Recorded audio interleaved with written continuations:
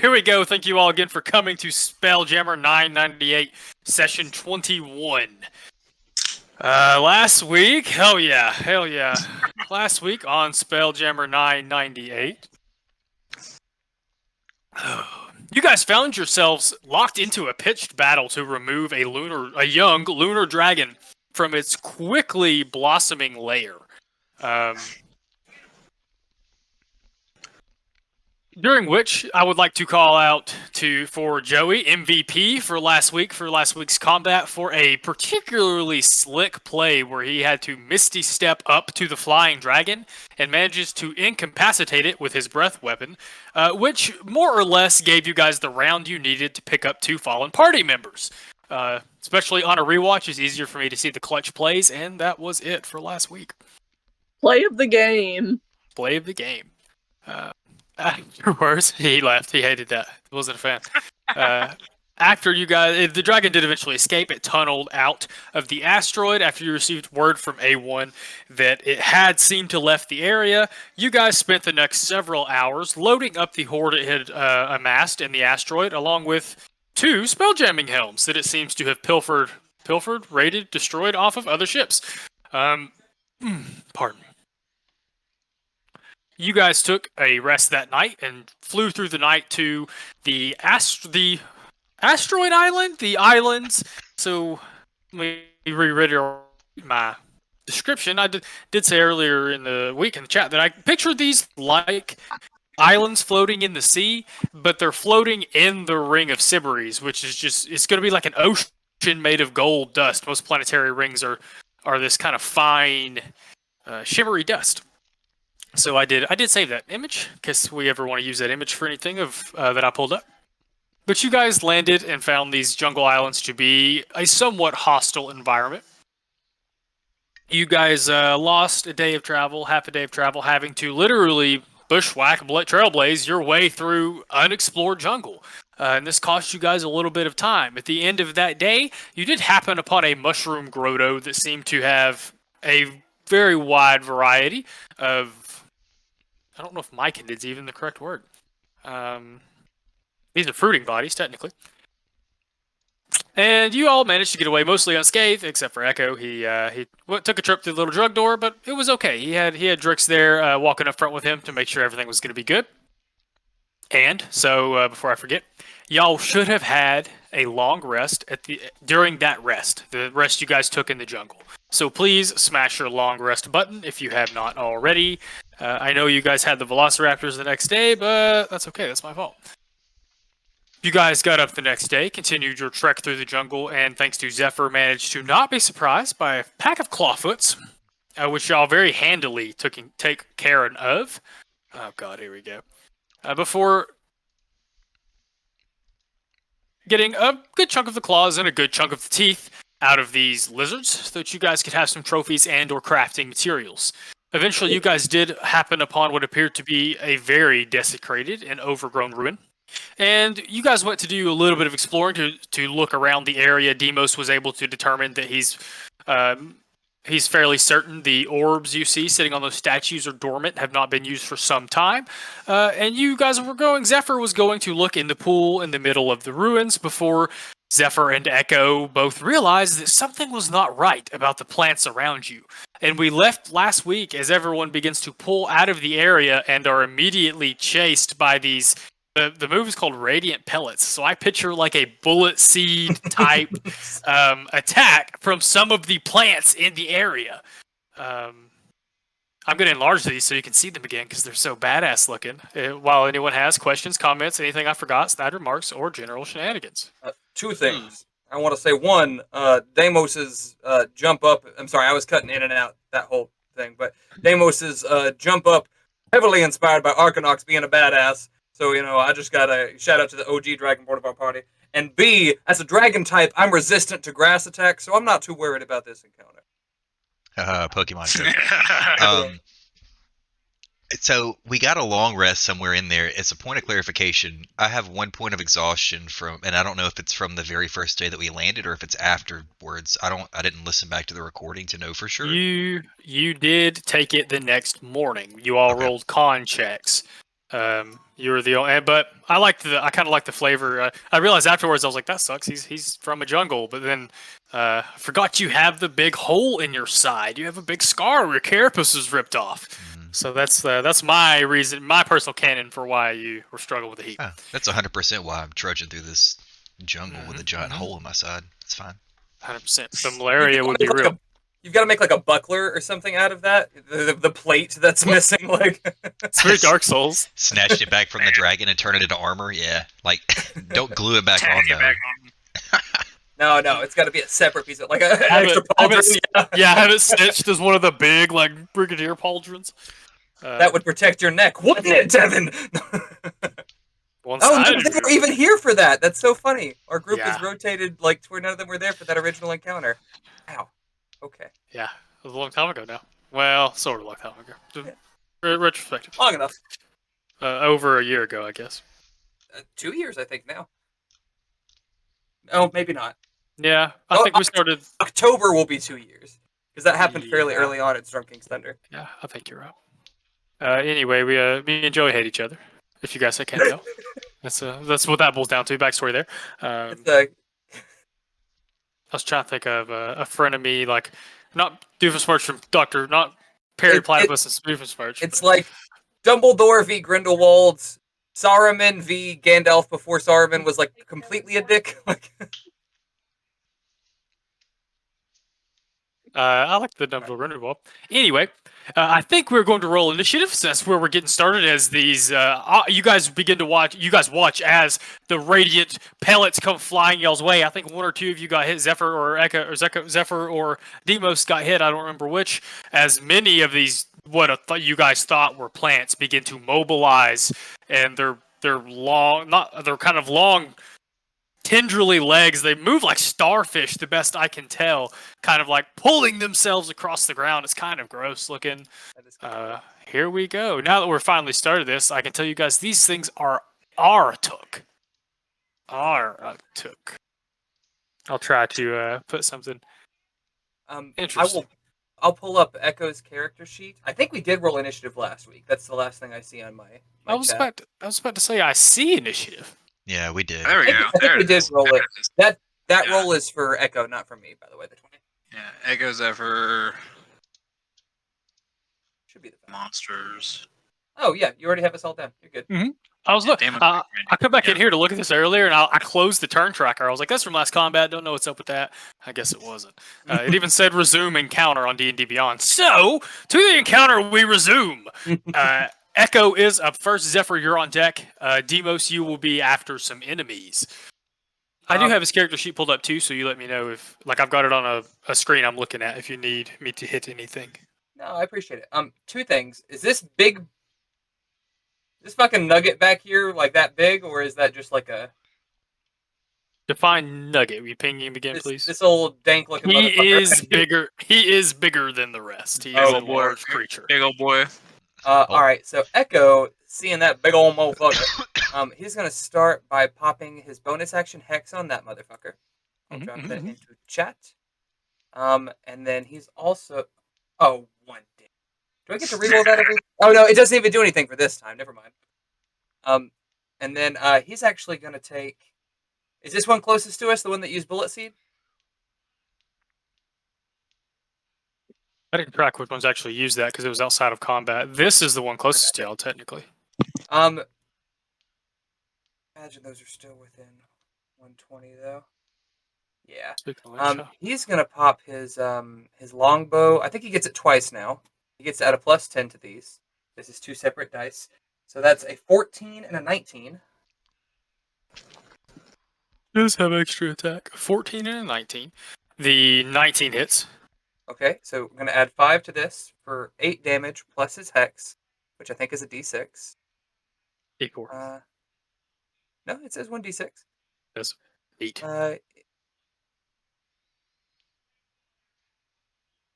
Whenever you hit it with an attack. So if I did hit both, I would get to roll both of them. Mm-hmm. Also, I don't know if I verbalized it. Dex checks is what I'm going to give him disadvantage on. Hurt. And Dex check. that's I think that's him. Your move. Zephyr, what you got? It's your move. All right. I think last week, I think they went to hit me and it was gonna hit, but I used my fancy new trait. You did. Oh, the that's one. right. Yeah. Inquisitor ward and impose disadvantage, and I'm pretty sure that made him miss. I believe you're correct. For what that's worth, so I'm making sure that one's marked off. Too much light.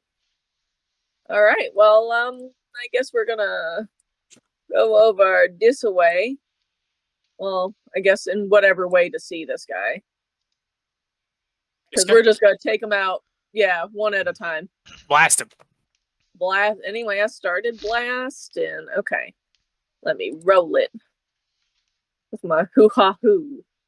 With your With an hoo-ha. 18 and a 21, both Oh, for 13 damage. I don't know if the other one that heard hoo-ha. 13 damage, you said. What'd you roll to hit? They're 21 and 18. Fuck yeah. How much damage you said? Oh, I can It's look. 26 altogether. 26. Wonderful. Zephyr, who has become much more confident in the recent sessions, literally steps forward. I like to think strolls forward and just blop, blop. Does little gun signs. Pow, pow. And just nails this first little Aratuk here. His leg got him feeling extra fine. He's got the drip, as they say. He's doing better without the leg he was born with than, Funny how nature do that. Life spell sacrifice. Nature or a giant fucking space serpent? I'm still unclear on some of the details. just throwing that out there. Just out in the air, out in the open. This one is going to come here. Did that 18 hit, by the way? I didn't hear that. Because I know the 19 the 18 hit. Okay, so it's 18 did hit. Yes, 18 or slightly lower. Between 15 and 18. So this one gets to go first.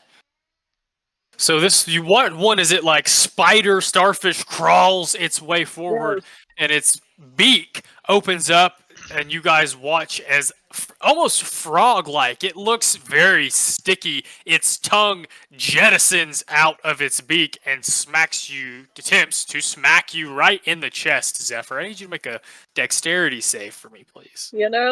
I have seen enough hentai. Apparently I haven't. I rolled a nat 1. No. Zephyr seen enough hentai. He's just kind of curious, like... Maybe I'm into this. All right. So you watch it. It doesn't wrap around you, but you feel it punch you in the chest. Some of the air leaves your stomach, and you can feel it almost like one of those sticky hands we used to stick to walls as a kid. Oh God! Latch onto your chest. You have a feeling this might take some skin with it when it finally releases your chest. You are pulled up to 25 feet towards it. Get this thing off me! As it reels you in. 25 feet.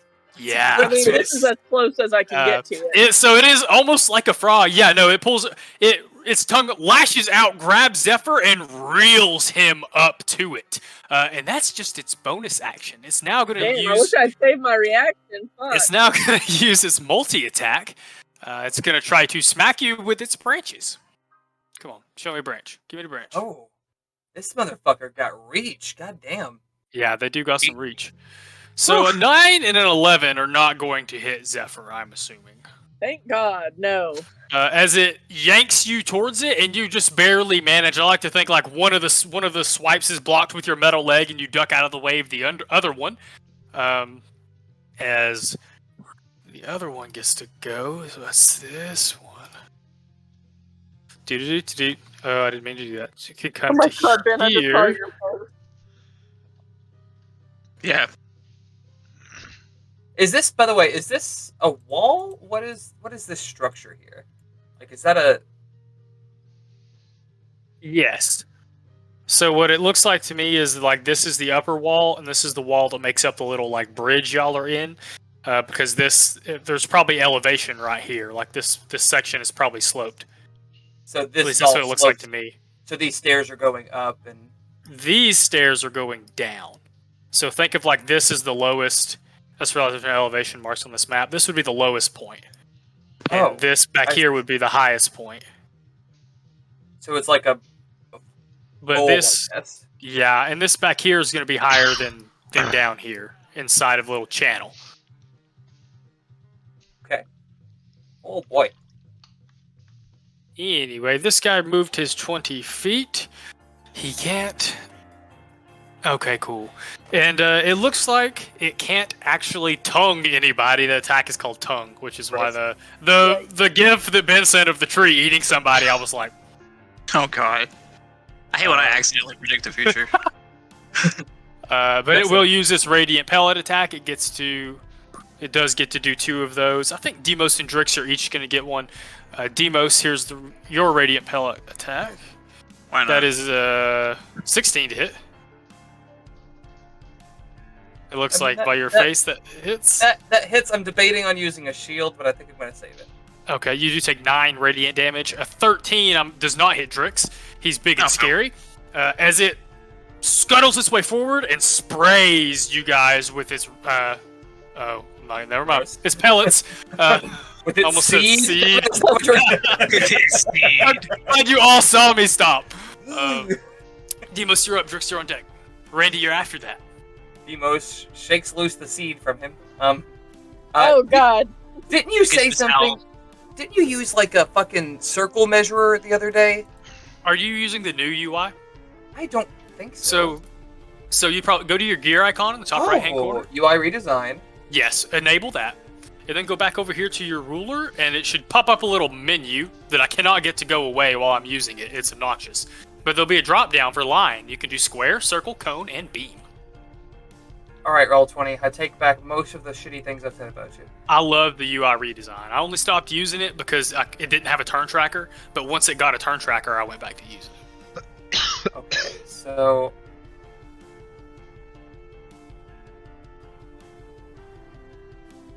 That's a 40-foot circle that hits 3 enemies, but not a Zephyr, correct? That's what it looks like to me. Yep. Well, that's going to be a big goal. That's really close. Holy shit.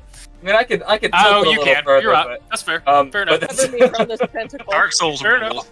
I just want to make sure I get both of the fuckers and then the big fuck. It definitely looks like you can get all 3. Demos, seeing this go down,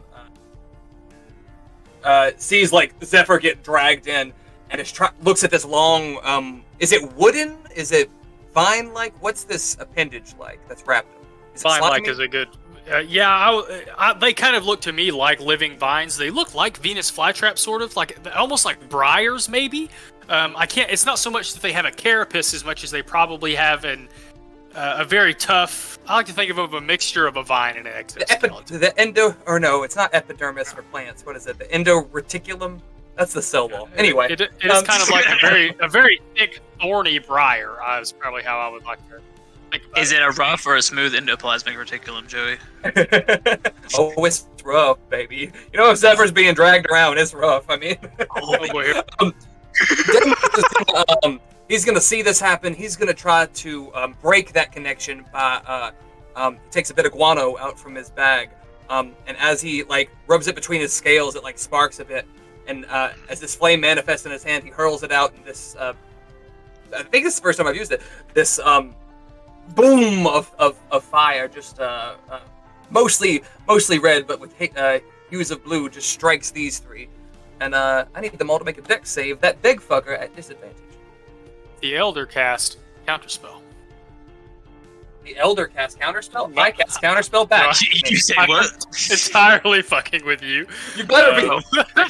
Damn, The fear of God. Yeah, sorry, I just had to see you squirm for a second. So let me see. This is A and A. I'll get that here in a second. So I got to roll dex saves. Man, Joey, props to you. You were already looking at how to like skirt dex around that save. fucking counter spell. I'm ready, motherfucker. That's the age-old thing. Now built around counter spell. Which is, it's funny, if I had used shield to block that attack, I wouldn't have had my reaction back because it comes back at the end of your turn. Okay. So one of them rolled a nat 20, another rolled a 19, but you said that Elder is at disadvantage. What does it have to roll? It rolled 15. Does that meet? Does it need to roll again? 15, I think, fails. Let me double check. Oh, where's my... Oh no, it's a 14. So I can't find my notebook Well, right that wasn't. I didn't roll disadvantage, so I'm gonna roll again. Let's see. It rolled a 3 that time. Perfect. my fucking notebook. I'll look for it here in a second. All right. But I think that's it Where's for your damage? Deimos. Did you Oh. roll damage for that? Oh, I you did haven't not. yet. Nope. That would help, wouldn't it? Would. I was getting ready in case I had to. Ooh, that. Drix 27. and Randy, prepare yourselves. Drix, you're first, 27. So it's the only one that takes the whole thing. Does the Do it. fire seem to be more effective? I was gonna Let me ask. check. It's like, does it seem extra mad? Is it screaming hard? It is not, unfortunately. It It is is not super space effective. plant. Yeah, it is Yeah. not super effective. It is space plant. Well, this is space fire, to be fair. So you know, just gotta check. Surprisingly, they take double damage from water. It's weird. That You're like the aliens from Signs. It's didn't incredible. make a lot of sense to me as a kid, but who am I to question one of the greatest video game franchises of all time? If you don't have anything else, Demos, Drix, you're up. Randy, you're on. All right. Let's see here. So, I'm gonna come in swinging and gonna pop my symbiotic entity, and then use my action surge. Let's see here. Move right here, so I am 10 feet away from both of these guys, and I'm gonna swing at them. Do it. 26. Swing at both of them. It'll be that one. I'm gonna hit him with my bonus attack.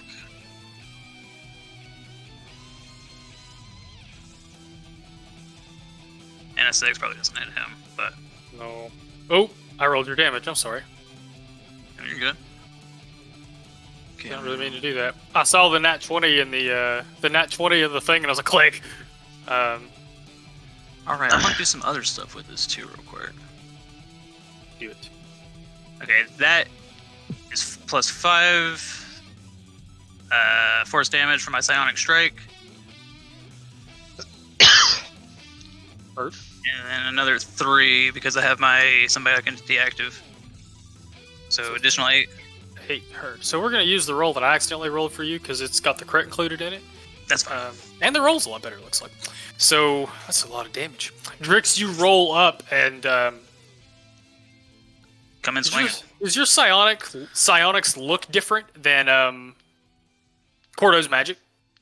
Yeah, Cordo has like the glisteny kind of sporsy looking stuff, and then the psionic is just invisible force damage, really. Okay, so almost like this kind of blur coalesces the end of his Githka as he rolls up and just bludgeons this Artok to death. First Come on. blood. Of course, bug types are super effective against grass. I studied this. I should have known. Yes! Oh boy. Oh boy. God Super help me. effective. Randy, what you got? I just want to, before Randy takes his turn, I just have to say, Drix is by definition a Fury Cutter. I mean, come on, like the motherfucker's mad as hell, slicing around like a fucking blender. Just it tracks. Sorry, continue. No, you're Some fine. cipher in there. This should put me within range there. As I run past Drix, I'm gonna give him a high five, and then I'm gonna swing at Little arts. Yes. this fella right here, The purple one.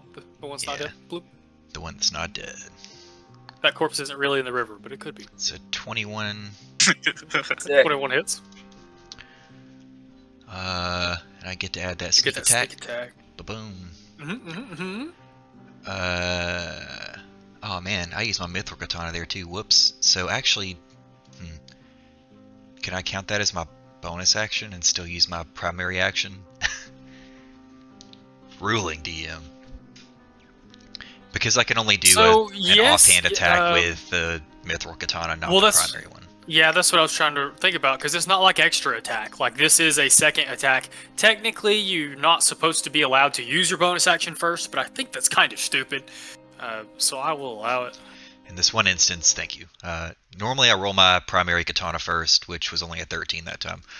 And then I'll use the bonus action for that mithril because it's my light weapon. But Hurt.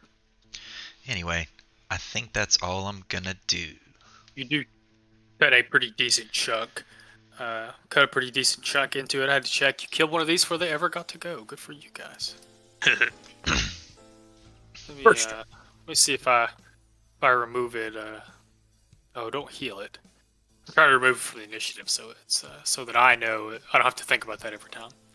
All right, this guy. How you gonna do this? Can you? Oh, I see. Okay. Okay.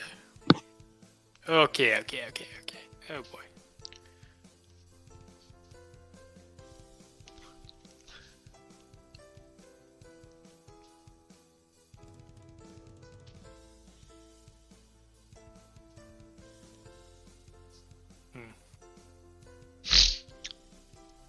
I had to check something really fast, but that's not the way things are going to be at first.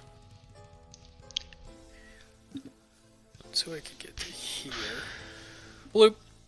And yeah, it can't move very far, but it is freaky when it's that big. It reaches so far, I don't need to. Damn. Yeah, well, it can only do the tongue thing at 30 feet. The pellets go a lot farther, but I think that will bring it close enough to tongue somebody. So it could reach Strix. So Demos is out of range, but I knew I was going to take one of these three anyway. You're already grabbed. All right, Randy, here it comes. Make a dex save, Randy. A dex save, you said? It'll be okay. Maybe. 16. 16 passes. Well, frustrated that it could not, that it goes kabloing and pops back and does not drag a Randy with it, it will go ahead and make, use its multi-attack to make 2 more radiant pellet attacks at you, hoping it can soften you up. Gross. It is gross. First one's a 16. Second one's a 17. 17 hits, yeah. You take 7 radiant damage, as like very rapid fire. First the tongue, and then several batches of bullets. As you kind of are unable to avoid the last little batch there, we go on to the last Aratuk Star Horror. I turn around in the group, I'm like, good lord, the Okra's trying to eat me. It do. So that's 20 feet. These things. Oh no, I should have known. Aloe vera is resistant to fire damage. I'm a fool. Deimos. Your hubris has killed us all. Oh, so close. I'm going to reveal my ruler so y'all can see that this thing can reach Trix, Daddy. just barely. Ow. Yeah, don't talk about my ruler that way. You can just make a dex save for me, please. Joey, my ruler's a little strong, you know. That's Dex save. Alright. Dex save, please.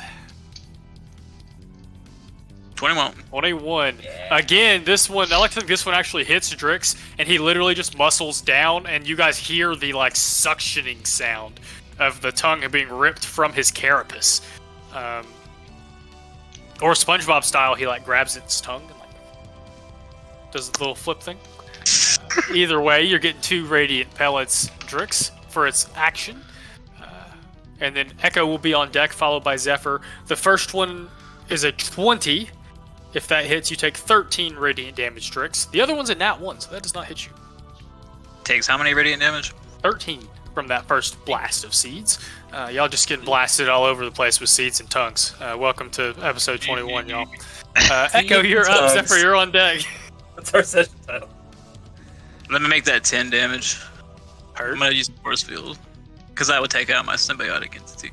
More blurry force-like energy from Drix. Echo and then Zephyr. I think I know what Echo would do.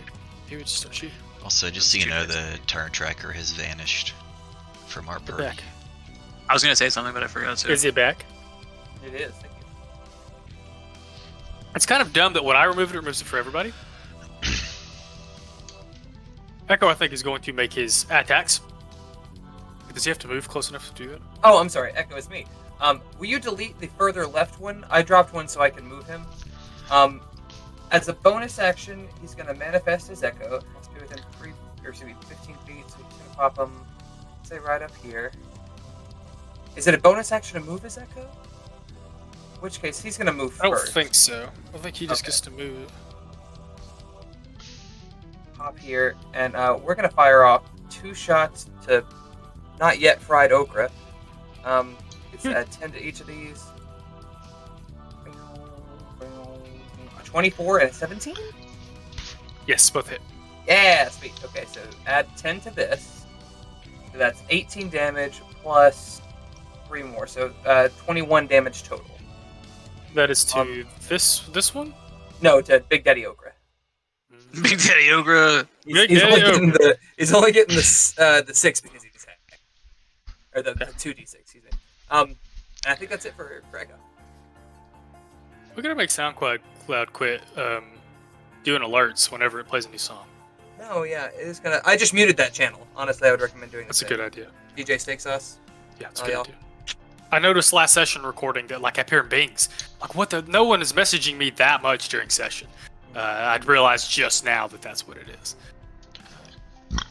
Anyway, Zephyr, you're up. All right, I'm still tentacled, right? Yeah, still being tongued. Well, we're gonna try and untongue him, I guess. Oh, let's see. That doesn't sound very Zephyr of you, but okay. No, actually, that's Ultra Zephyr. It is a little. We've been whoring Zephyr out, but Zephyr has been the least interested in human contact of anybody I've ever met, let alone in our party. God. It'll be. So does this count as like any sort of encumberment or like? The only effect it really has on you is you can't move. Your speed is 0. Oh, that's fine. We can blast point blank. It's fine. You can blast point blank. You have a metal leg, a lightning rod. I'm not talking about the leg. Did the fireball perhaps crispify tongue or make him break it? Right, not. It sounds 2.7 points of fire damage too, but that's its most vital organ. So I can just fire my use it right then. Yeah.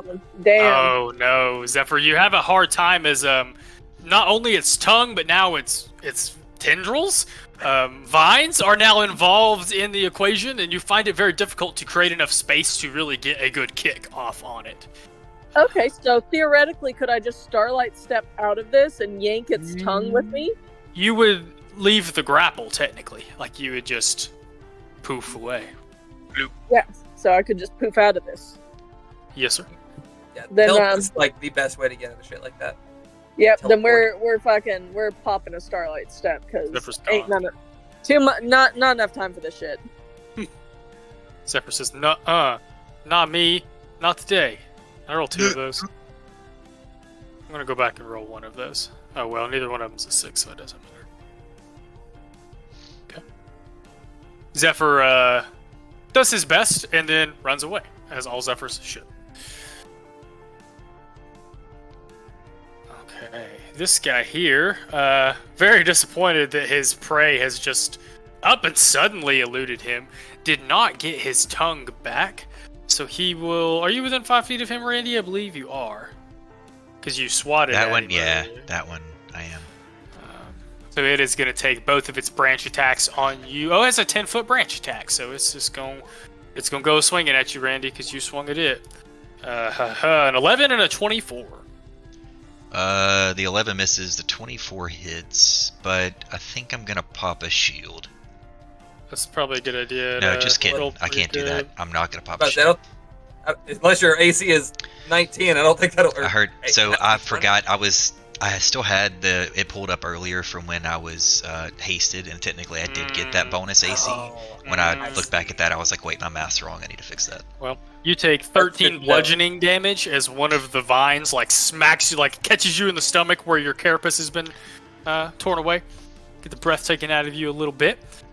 That makes Cordo mad, so... Aw, just 1? Alright, he takes 1. And Oh, no, it'd be 2. Ooh, wait, no. I still got my Halo Spores active. I get to roll twice. 4. Haha. Take 4 necrotic damage. Con save, right? Is that half damage on the con save? Oh, it didn't pass anyway. Gross. Okay. Yeah, That's just the save. Mark That was a that constant 13, yeah. down real quick as you do a little bit of damage to it in retaliation. Cordo, like you said, Cordo mad. This guy here. Some of you are hurt, some of you are not. Let me check this thing. Interesting. It is gonna move. Oh wait, Q, damn it. Can it get down here? Yeah, it can. I think it's gonna move right here. So that ooh. I take that back. It's gonna stay there and try to use its bonus action tongue attack first. Because you got earlier, Zephyr, it's going to try to tongue you. 25. Oh my god.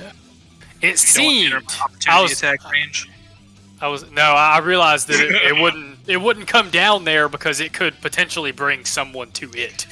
Having seen Zephyr been dragged once already, it's going to do its best. I need a dexterity saving throw, please, Zephyr. Another deck save. Dex save. Oh no, Zephyr! I will.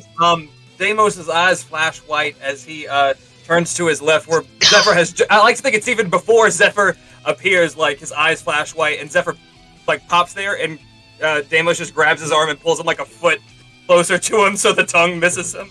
You're like, that's not a good spot to be. I'm gonna make that an 18, so with his +2, a 20. Hells yeah. Demos does, like, it's really weird because before the thing even ever opens his mouth, Demos glows, grabs you, yanks you out of the way just in time for it to graze by your shoulder. You feel the stickiness, like, catch a piece of your cloak. You're now my best friend. My best friendo. I thought we were already best friends. So, in that case, it will... Easily. Oh. In that case, it will move its 20 movement speed to come down here where it can hit Echo and Drix, one of each with its branch attack. Drix. Oh, that's Echo's Echo, technically. It's going to swing out. Oh! Oh, yes.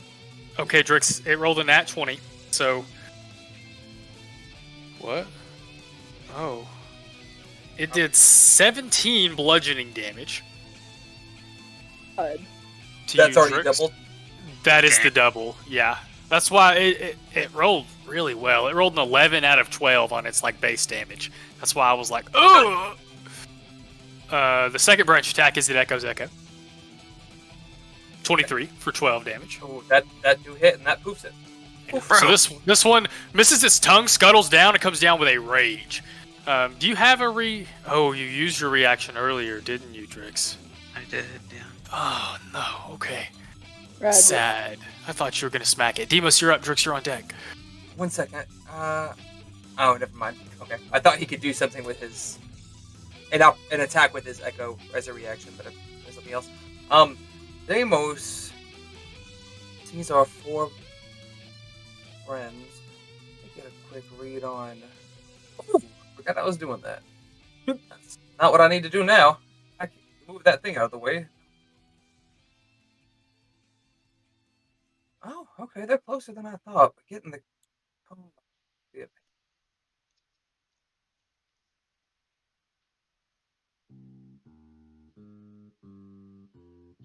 Doable, though. We're gonna need next wine for this next round. More wine for this next round. Yeah, Deimos is gonna come up... How high is his first, ledge? I see it, in 3, If you wanted to stand on that first tier, this little bit right I here. would probably say that the wall itself is probably about 5 feet tall, 4 to 5 feet tall. Would be double movement to climb, is that right? Yeah, but it would only take you, since it's only 5 feet tall, you'd only need 10 to get 10 feet, on it. yeah. Yeah. So, Deimos is gonna pop up here, and, he's gonna go for a breath people's weapon elbow? attack. A people's elbow, yes, indeed. No, I'm gonna go for a, oh, but that big boy's in the back. Oh, well, fuck it. The big boy's always Oh. in the back. Phrasing? Ooh. Are we still doing phrasing? Space phrasing. Yeah, okay. I need them to Space make a phrasing. DC 13 deck save, good sir. Which? The two, guy in front of the two in front of me. Okay. Line. Deck save? Is that what you just said? I hear that Yes, right? sir. Sir. An 8 An 8 and an failed. 18. Well, the 18 passes. That is 2d10 and then half to the other one. I might get to add something to this. I don't know. No, just the 2d10 straight. So 13 to the one that failed, and then I guess that's 7 to the one that passed. Hurt?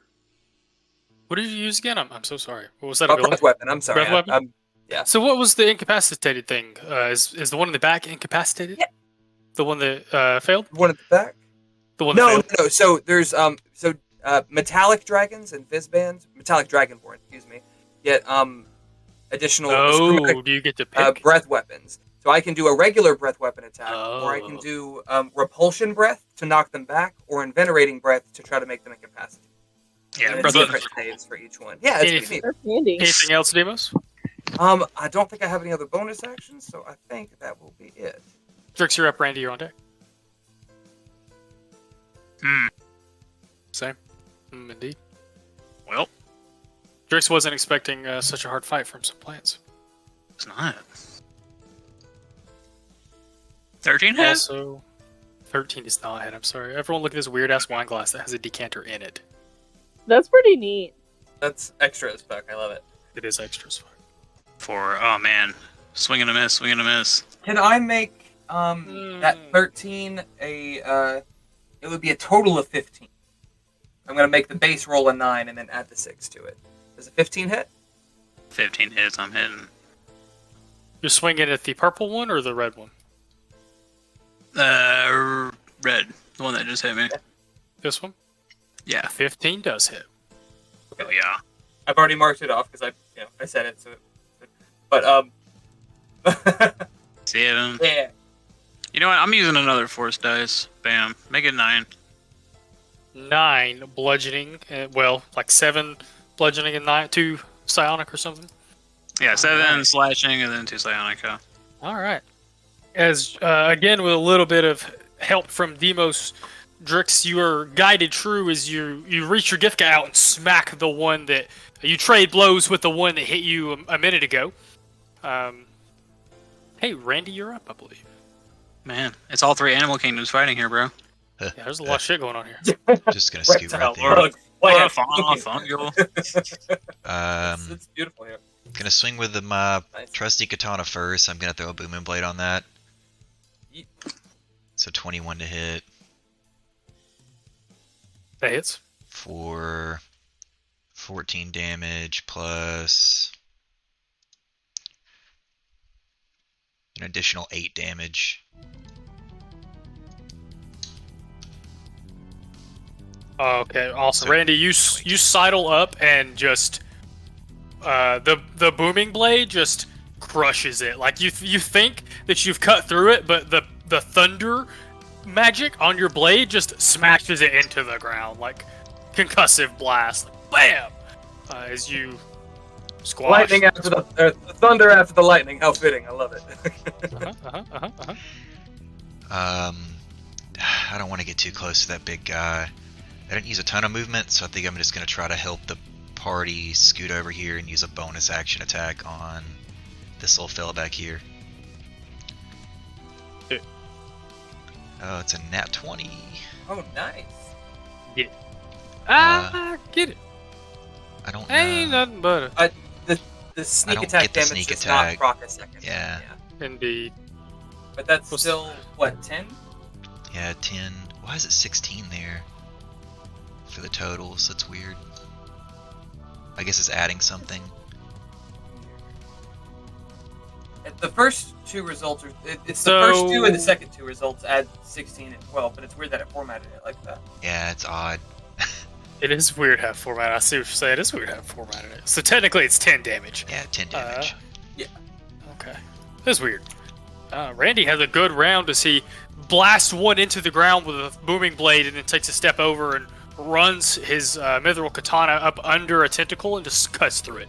I like to a imagine vine, excuse me. for the first one, I'd smash it into the ground with a thunder and then just with a backhand swing around with that mithril katana because it's so light, knowing it's behind me. Almost like a blind swing, hoping I smack into it. That badass backward stab. Tip of your katana stops inches from Demos' thigh. Ew. Alright, this one is dead. This one is not.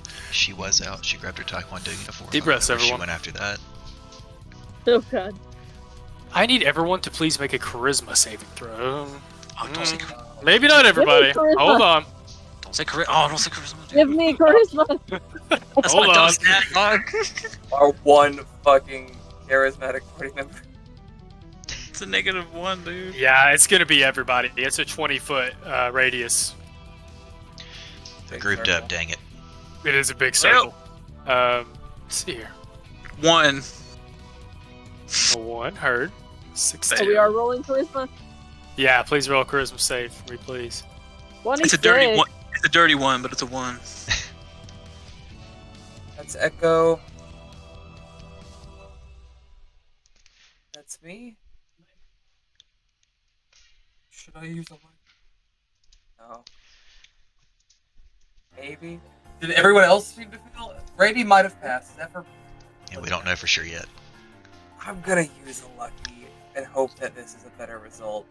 You get to keep the better, whichever one's higher, though, right? I do, Or- but I wasted the point though. Is if it's lower, but Yeah, That's okay. I'm sorry you went through all of that.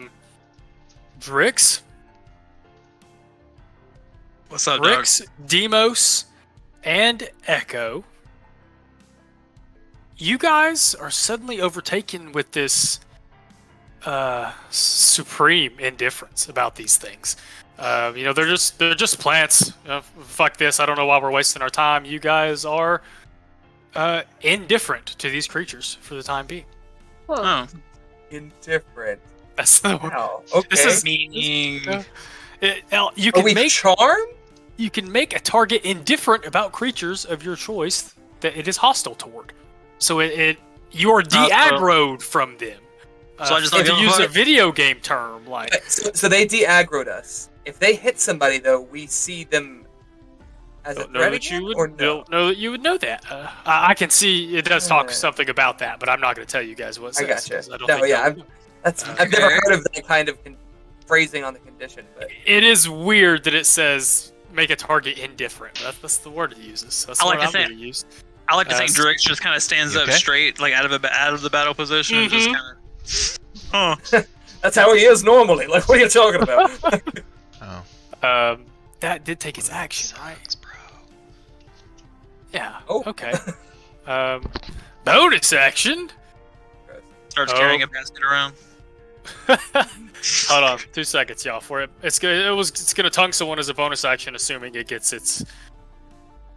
That's a 5. It does not. It cannot tongue someone as a bonus action. We go to the final and last guy here. He's gonna move. He's gonna move. We got 10 feet. He's gonna move here. He bullet seeded last turn. He still has his tongue. Randy, you just did a bunch of damage. Your first one up front. I need a dex save from Randy, who's gone. I'm back. I'm here. Let's do it.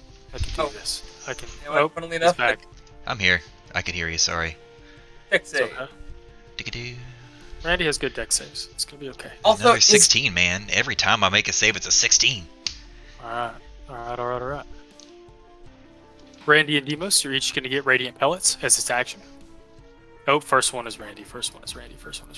Randy, that's a 9, so I'm assuming it doesn't hit. Second one is an 18. Sorry, Demos, that's 6 radiant damage if you it's okay. are not going to shield or anything like that. I can take 6. Shield you, but I don't give a fuck. Yeah, you can. I guess they were like the equivalent of mosquitoes. What a mild nuisance! Like, Damn He it, was let's quit fucking made with the for this plant, role. dude. Come on.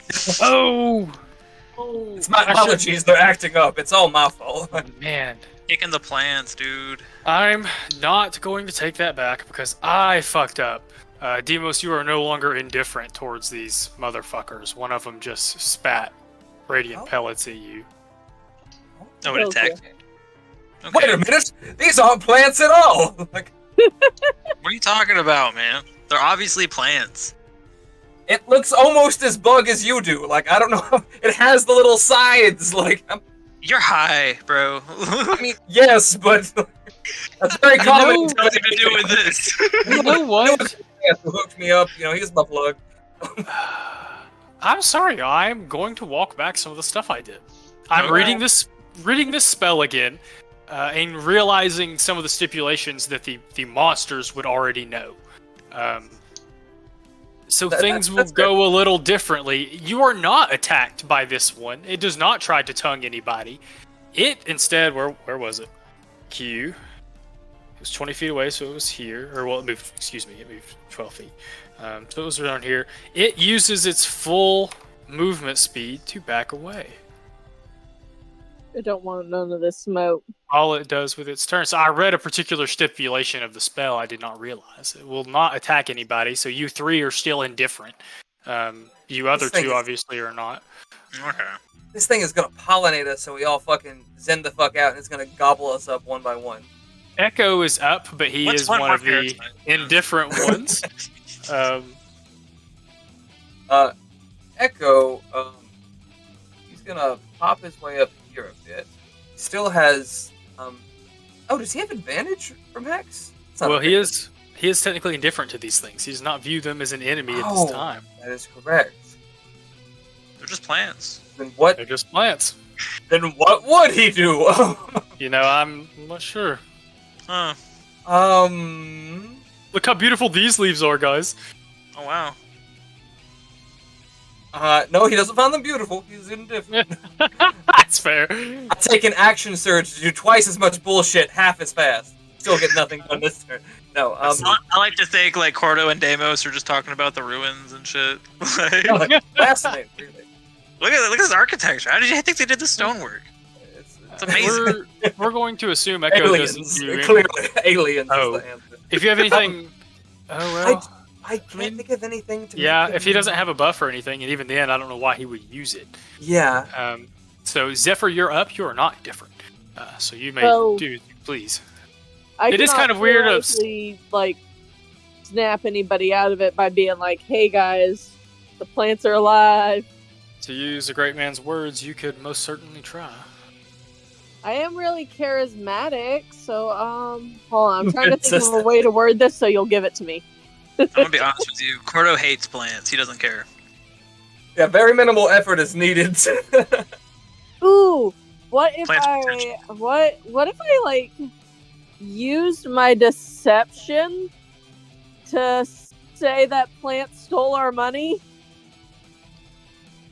If you can convince me, I'll kick its ass. Who are you trying to convince that these plants stole your money? Who comes up out It of would nowhere have to from be the one of vial? the Like, Bubble boys because they're the most money motivated. Oh no! I could tell Randy that there's a really cool sword buried in that plant. Hey, I'm not charmed, by the way, or whatever. I'm Oh, good. you're not. Yeah. That's right. You were the other one that Old man passed. You were the charmed. other one that passed. I'm still just like, all right, I'm going. Okay, no. Okay, then I'll do. But Deimos has the next turn. Fuck. I'm trying to think because I don't feel like Deimos is as motivated by money. But You maybe can- like Roll a persuasion check with advantage, because I also find Drix to probably be the most money motivated. Now that Goob is gone. I'm rolling 2d4, but it's for the one because I forgot to for the 2 days since we fought the dragon. Roll one more, please, Zephyr. I did a 24 and a 17. Oh, there's 24. I'm sorry. Yeah. Okay. So technically, raw, this would not work, but I kind of really like the idea of Zephyr being like scooching up to Drix for a second and be like, dude, why? How can you be so calm? They took all of your gold, and Drix being like, dude, they're just all of my gold. Yeah, they would. I imagine Bender like, those plants stole my money? Like, Drix, you do find Zephyr successfully reawakens your rage. You realize now, post spell, they had cast some sort of spell on you to calm you down. Extra mad now. No bonus actions from Zephyr usually. God. Please let me It's know like, if that vacancy. changes. There's like already 2 things up here.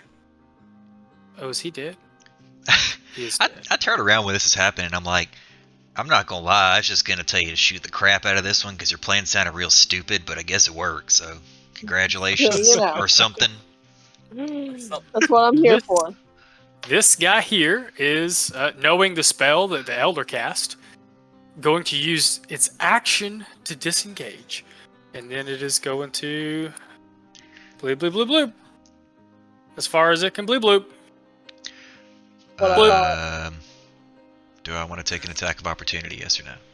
It used its it action. disengaged, so- Yeah, used its action to disengage. Gotcha. Which is, So it's going to bleep, Yeah. bleep, bleep, bleep away. What is up? they're leaving us for Big Mama, or Big Okra. Big Okra. I mean, Demos, they? you're up, but you are still indifferent. But say, is there any know buffs what? you think you can cast? Like, there may be some I'm things you gonna- can do, I but should have asked Randy, like, Randy, why are you so upset? You seem so worked up. What's going on? I look over and be like, listen, I don't know if your eyes stop working, but like 35 seconds ago, that one and that one were swinging all kinds of crap at you. This one's shooting seeds. That one's got branches. You've been smacked Tongue, around yeah. a little bit, buddy. Deimos looks down at his bloodied robes. Can he make a persuasion check? Zephyr, or He'll have to use his turn and his action to do that, like Zephyr did. well, you seem to know what's going on. I don't know if this is a weird Thrycreen thing or not, but all the best to you. Godspeed. And I'm going to cast haste on you as I tap your shoulder. I like that. I feel like there's a good use of a turn where you couldn't necessarily. You'll have to remind me everything that does. So I get plus AC, I get 2 attacks. Plus 2 AC, double movement speed, and 2 actions.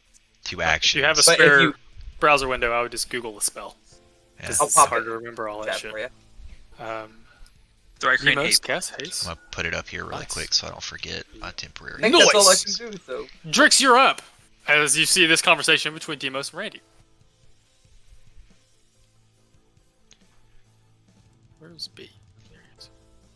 I'd say, as funny as it would be to tell you that Thrycreen hate plants, no, he's actually true. These things are attacking us.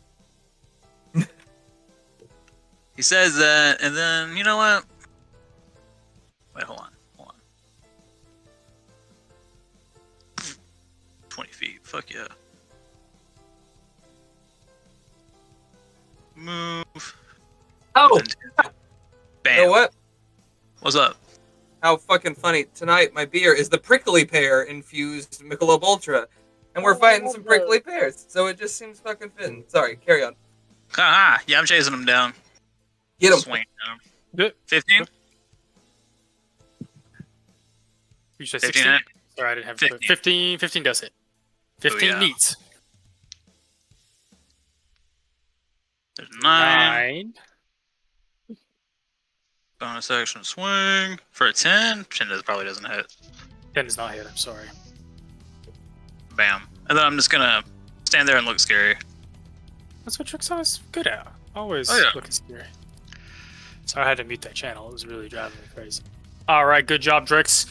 Good job, Drix. Randy, you're up. I have questions around why they would try to indifferentize my friends and run away. Yeah, that is kind of unsettling. Like on the You one can part, make a nature or an insight check if you would like. is that my whole action? I get 2 actions a turn, so I guess if my insight check's butts, I could just still go swing on it. Is that how it works? You technically only get 1 action per turn. You use your bonus action to make that second attack. You could bonus action Well, he's check hasted, if yes. you wanted to. Yeah, Technically, because I'm you're right. hasted, I get the second one. You're right. I was gonna say you gonna- could use your bonus action to make that check if you wanted to. So you asked a relevant question. Yeah, I guess I'll inside it. Okay. I only got a 10. 10. It is very difficult to tell. You're not sure if you're being set up or if they're trying to flee, or fleeing from something else. It's kind of hard to tell. Those are probably the 3 most likely solutions. Most likely reasons. Well, I don't know any better, but I know that the Big Okra has done something to my friends. I guess I'm gonna run up to Big Okra and see if I can't smack it around a little bit. We need a mascot graphic sticker of Big Okra. Big Okra. Big Okra. I guess Imagine it like a southern man saying like big government. Like big old. Big O. A Cajun. guess- We need it to be Cajunified. A Cajun version of that. after we're done with it, it's gonna have special season. Yeah, the Okra make your gumbo, just take it up to another level, you understand? The jambalaya just be popping. That needs to be one of our- That needs to be in our recipe book. Aratuka gumbo. Oh, that's a fun idea. Add that to the fucking...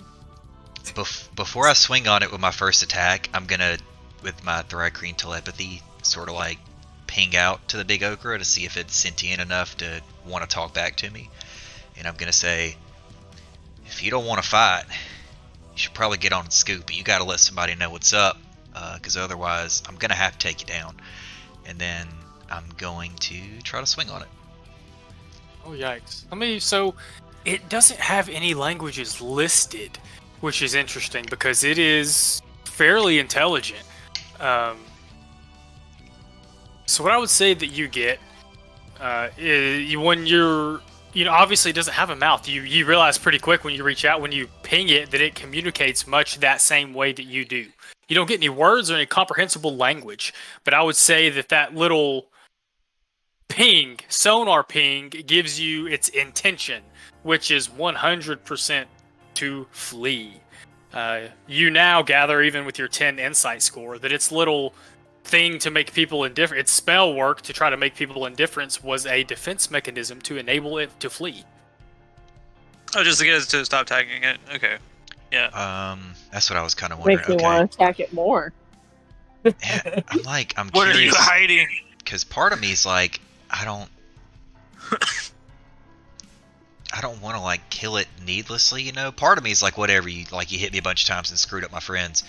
But the other part of me is like, I don't know. I grew up in sort of similar foresty terrain with a bunch of crazy alien creatures that may or may not, speak proper languages or be properly understood. So I'm like, do I have a reason to actually kill this thing completely? Man, you going soft. Soft shell bug. I over mean, here. a reason to kill it? Depends on whether or not y'all want to try to skin it. I can never tell what monsters y'all are going to want trophies from and what monsters you aren't. To be fair, Does it have cool loot? That's good. It did hit us first, so it's not like we're just hacking through the fucking jungle because we're assholes. Well, we might have done that on the way here. Actually, now that I say that out loud, if we literally hacked through a jungle to get to where we are. My thought is like, to me, it's the equivalent of like if nobody had never seen a Thri-Kreen before and like showed up where I grew up and had no clue what the crap I was and just started swinging on us because we were trying to defend our home, Got layers. It's like fucking Shrek up in this bitch. I had God, to look to see. I had to look to see kind of these things' mindset. Interesting. Okay, for each one you don't kill, I'm definitely killing it. In the desert, scuttling on the sand. A plant helps him along. What you think, Randy? Shades You gonna of slack it? You gonna let it go? well, Zephyr seems pretty intent on killing him. Hey, I'm the one that got tongued over here. Almost twice. Traumatized. Yeah. If someone forcibly tongues your friend, I think you're legally obligated to kill them. You did offer to Zephyr to rough someone up. That's true. You are All right, an yeah, Harassing Zephyr. I guess Zephyr shouts in the back, like, if you let him run, I'm killing him anyway, and I'm like, all right, whatever. Like, I ain't no coward. I'll turn around and take a couple swings on it. It will be a couple too. Here we go. That's not good. Not good. I will use my, because I have it, and I've never used it before, I will use my, I think I asked this for clarification. If I use Action Surge, do I get 2 actions again? No, you get one more action. Cool, that's fine. I'm going to Boom and Blade this I believe. sucker, Let me I think. look at haste real quick. So we asked to talk about this last week. So 15 hit. 15 on that guy, it does not hit. Okay. Big Okra does not hit. Dang, Big Oh. Okra's tough. It's got a 17, I think. I don't think a 16. I don't think we've rolled a 16, but I don't think a 16. Well, I didn't hit it with anything, so I'm just going to stand here like an idiot. So it Is says that you all of your gain attack? an additional action on each of your turns. So with Action Surge, you could get 3 whole actions. If you had extra attack, you could make Oh. 6 fucking attacks. Right. That's fucked up. Well, I 5, love it. because the No. haste would only give you 1 more from the action. If you have 3 actions, you can make 2 per action. The But haste only lets whenever you the way extra attack works is whenever you make an attack action, you may make an additional attack. But haste specifies only 1 weapon attack. No, it says you can only use it to make the attack action. Right. So that was why I was So wondering, if I use an Action Surge to gain one an action weapon back, do I attack get an only. additional attack? Where do you see 1 weapon attack? Right after, so it says, it gains an additional action on each turn. That action can only be used to take the attack action. 1 weapon attack only. Dash, Yeah. pushing, be tied. Oh, my So he would- dumbass is ignoring parentheses, as he God did- intended. No, parentheses are so important. No, you're right. I meant from the perspective of like it's its own thing. So he my brain. He should have 6, 5 regular attacks plus his bonus action. But that's only if he had extra attack, which I don't think he does. So, what was you gonna say, Randy? But I was just saying, for the sake of action surge, because it gives me my action back, an extra action. Would that then trigger a secondary attack from my extra action? Is what I'm saying. No, you Regular would, attack, and- extra attack, hasted attack, and then your bonus action.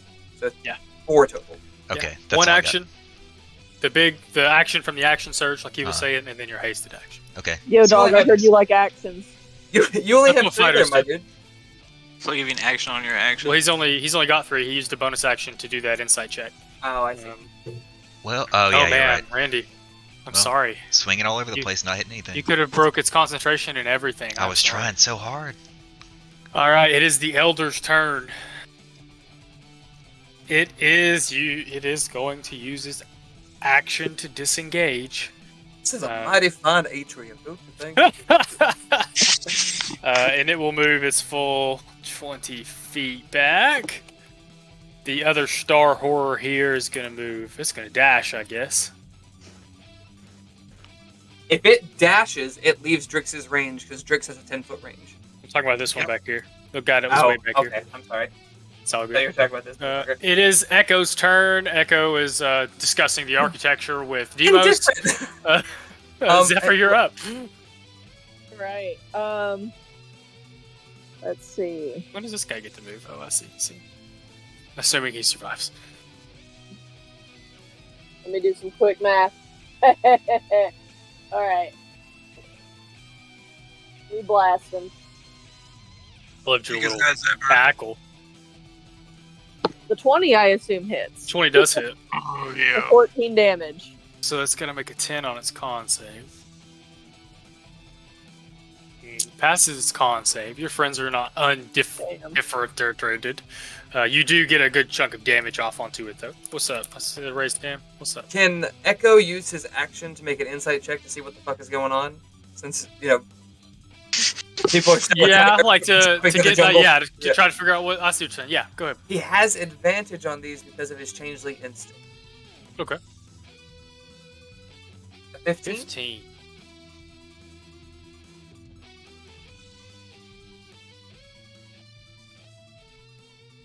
DM goes silent. Echo. Yeah, Echo. I think that would cause like the fissure. Something's not right. Why are they attacking this thing and I am not? Why are only some of us attacking this thing? And I think that probably makes enough of a mental fissure to kind of get him pushed over the edge of like, I've been enchanted. And as soon as he realizes it, it shatters. Echo comes back to realization that he has been not charmed, but I'm going to say charmed. Bamboozled. Been bamboozled. Speckledorfed. Linked. Eccledorf. Wow. Speckledorfed. This one is dead. This guy here. Oh, does he have to disengage? He's that close, isn't he? He'll use his action to disengage, and he will. You know what? A lot of you are breaking out of this, but the Elder is still moving backwards, so it will also move backwards. Demos, you're up. Oh. You're gonna make that same insight check, Demos? Yeah, I was trying to think if there was something I could do to... And I just don't think there is. Oh!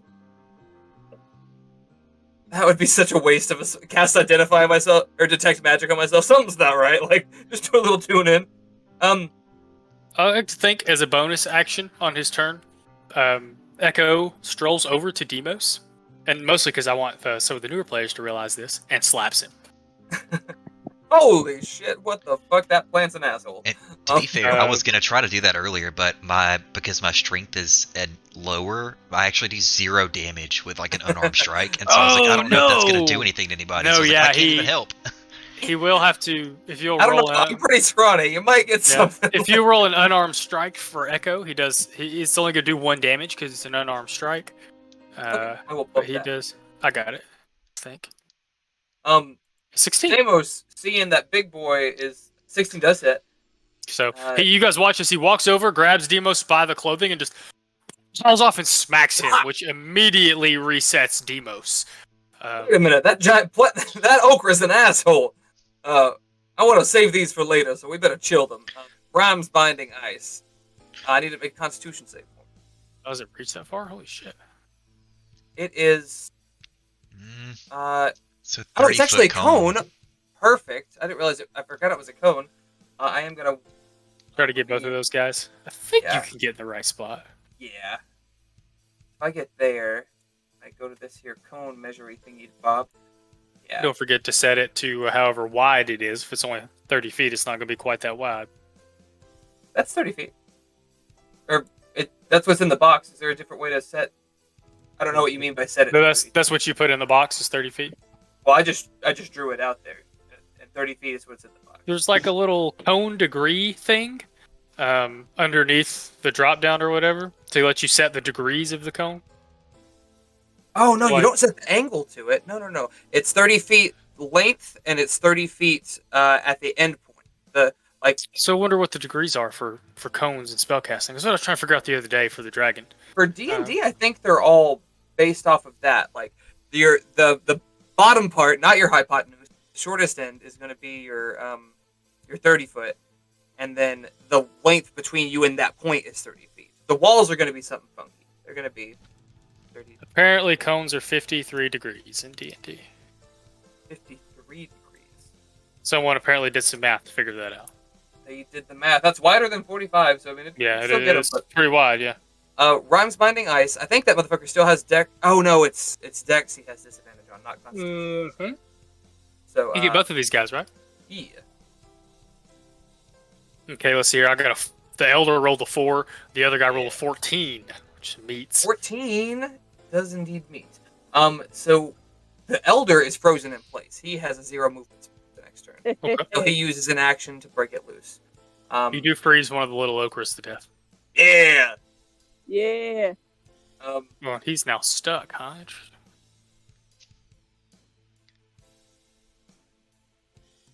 15 feet. I'm gonna about 10 more feet over. Oh, he takes the whole 9 damage, huh? Yeah, he takes the 9 and You've freezed both of them to death. yeah, fucking put the okra on ice. Yeah.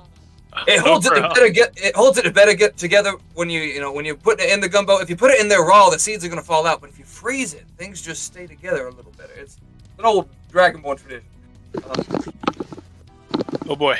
Drix and Echo, Drix and Randy, you guys are up next. Are either one of you able to reach this motherfucker? Because he will be after you guys. Which motherfucker? He's at the Damn. very Damn. north of the map. Okay. He's way Okay. up there. Yeah, What's Fargo? Because he will be next. Even he with is it, 69 feet. even if He's I You did, have 69 feet double away. movement speed, Randy. He's I do have 69 double feet movement from you. speed, and if I did a bonus action dash, I could technically get to it and still use my attacks. If you have ranged attacks, you could. How still... about this? Does a 15 hit for him? 15 does hit. Ooh. Well, take 15 necrotic damage, and you can't heal yourself until my next turn. It's Okay. fucked you. Okay. Chill touch, baby. Cool. Randy, you gonna chase it down? Yes, no, maybe. It depends, I guess. I don't like going that far away from everybody else. Like, I would have to run almost 120 feet to get over there and physically attack this thing. You would. I don't think I'm gonna do that.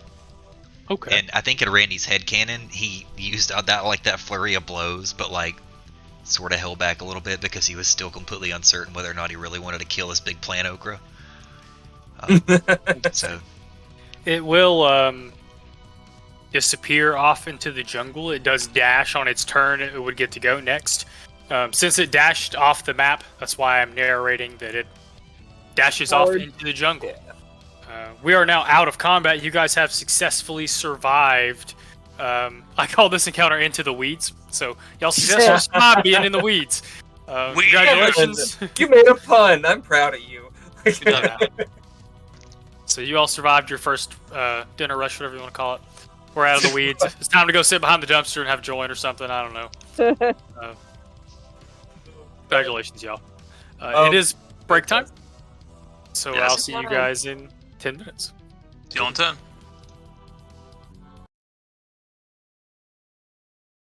Anyway, here we go. We're off the rails and we just got back. Welcome back, everybody. Thank you for coming back from break. We're here to play Drunken Dragons. Previously, 10 minutes ago, you guys just finished cleaning up these Artuks, A-A-R-T-U-K, Artuks. Just for fun. Randy, roll history check. Since you are a jungle native.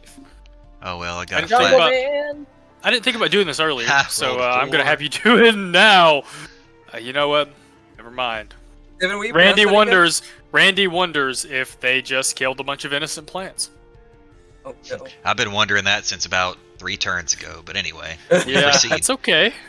Randy does not know this, but after going and looking back at some of their stuff, they are vicious creatures. So Yeah, the Josh, you can feel better. Randy cannot feel better. Randy's still wondering.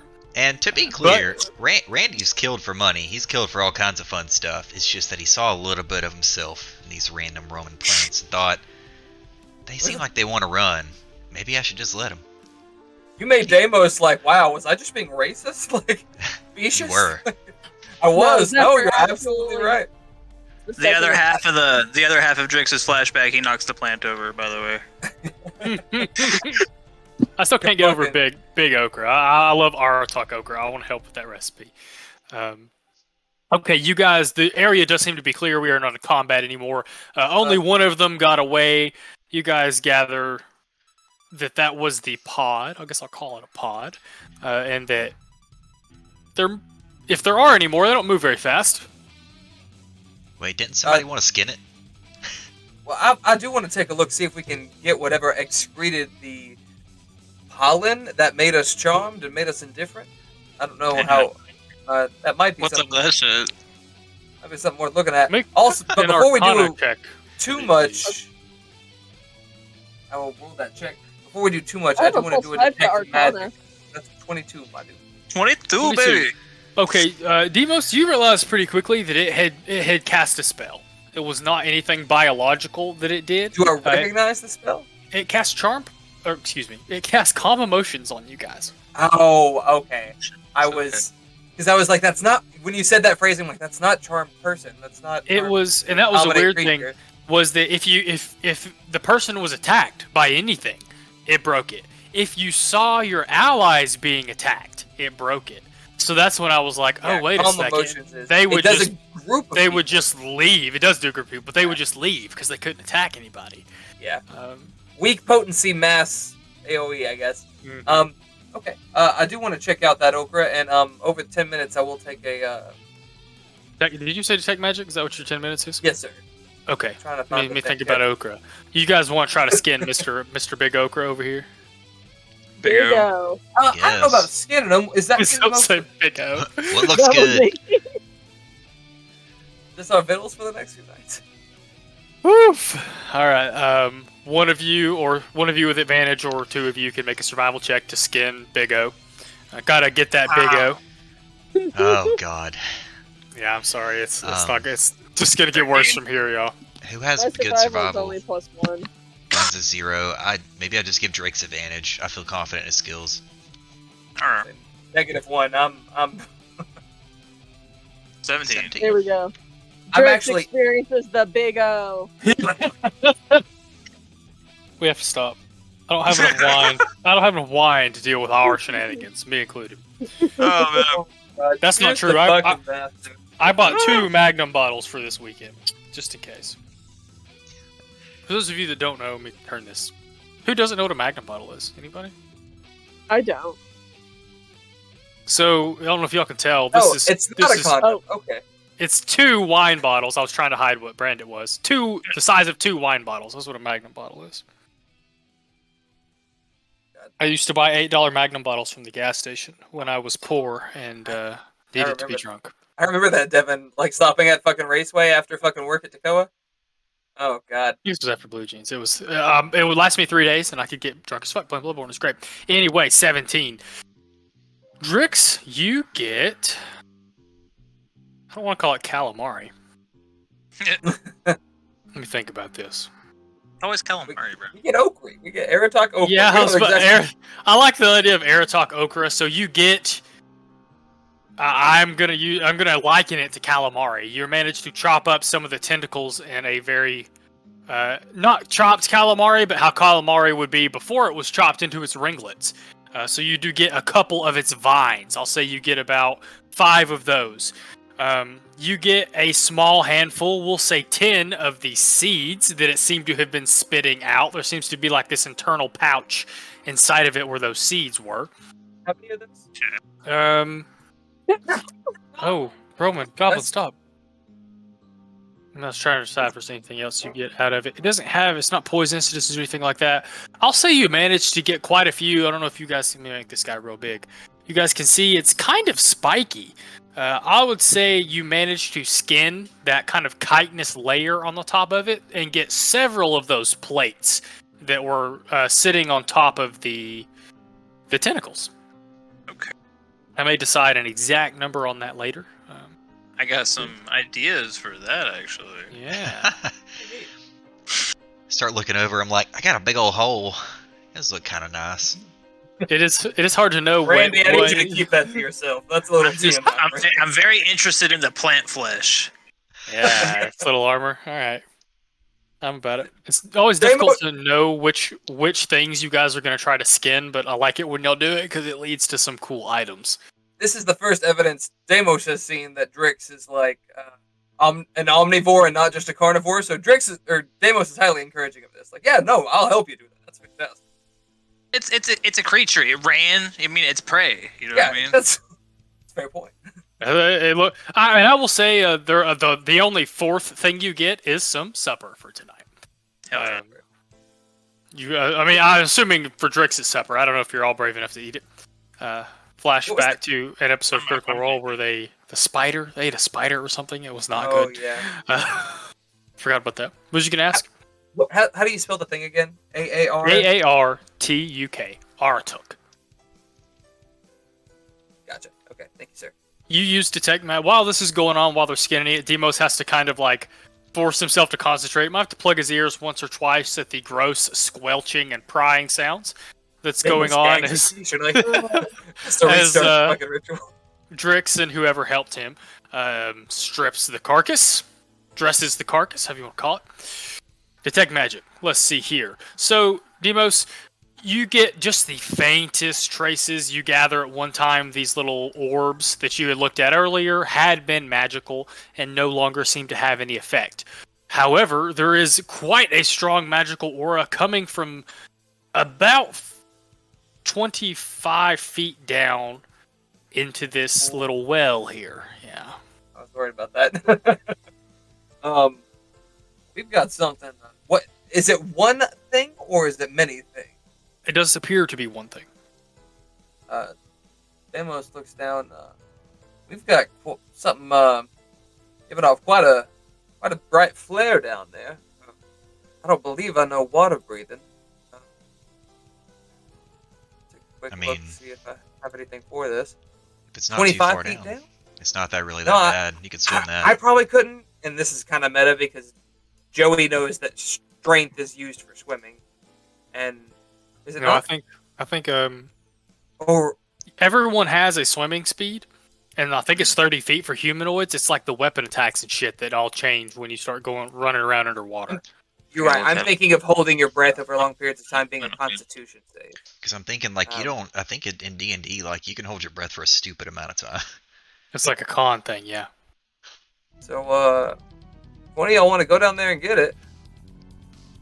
I just had these robes cleaned. You understand? I'm not too.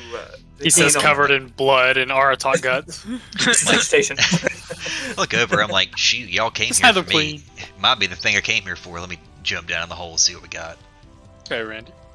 Randy, you do have to kind of avoid the rocks, but you jump down into the. I keep calling it a well. I don't really think it's a well. It's more like a pool. Is it like when a bug falls in water and they don't fully penetrate the water somehow? Like they're just like partially in it. Like float on top at first, have to cling to the wall and like walk down into it. Oh no! You do. I kind of like that. You down the wall. And you get to the bottom, and you can see, it's hard to tell at first as you're making your way down. You just kind of see the end of a rectangular object. But as you get down there and kind of begin to pull and move away some of the sand and dirt at the bottom of the pool, you find this rather large rectangular box. I need you to make a strength check for me, please. As you are kind of pulling or digging it out to get it up, to get it free of the muck, the mud, and stuff like that. Okay, good luck. It's just a regular strength check. I believe so. All right. This Well, is more of a I kind rolled of a like flat 0. no. You have a little bit of trouble as you begin to pull and realize, I don't know if any of you tried to get something buried out of like the bottom of a lake, or if you're in the ocean where the sand has rolled over most of it. Like, it is kind of hard sometimes to beat all that suction from wet sand and stuff. Randy, it takes you a minute.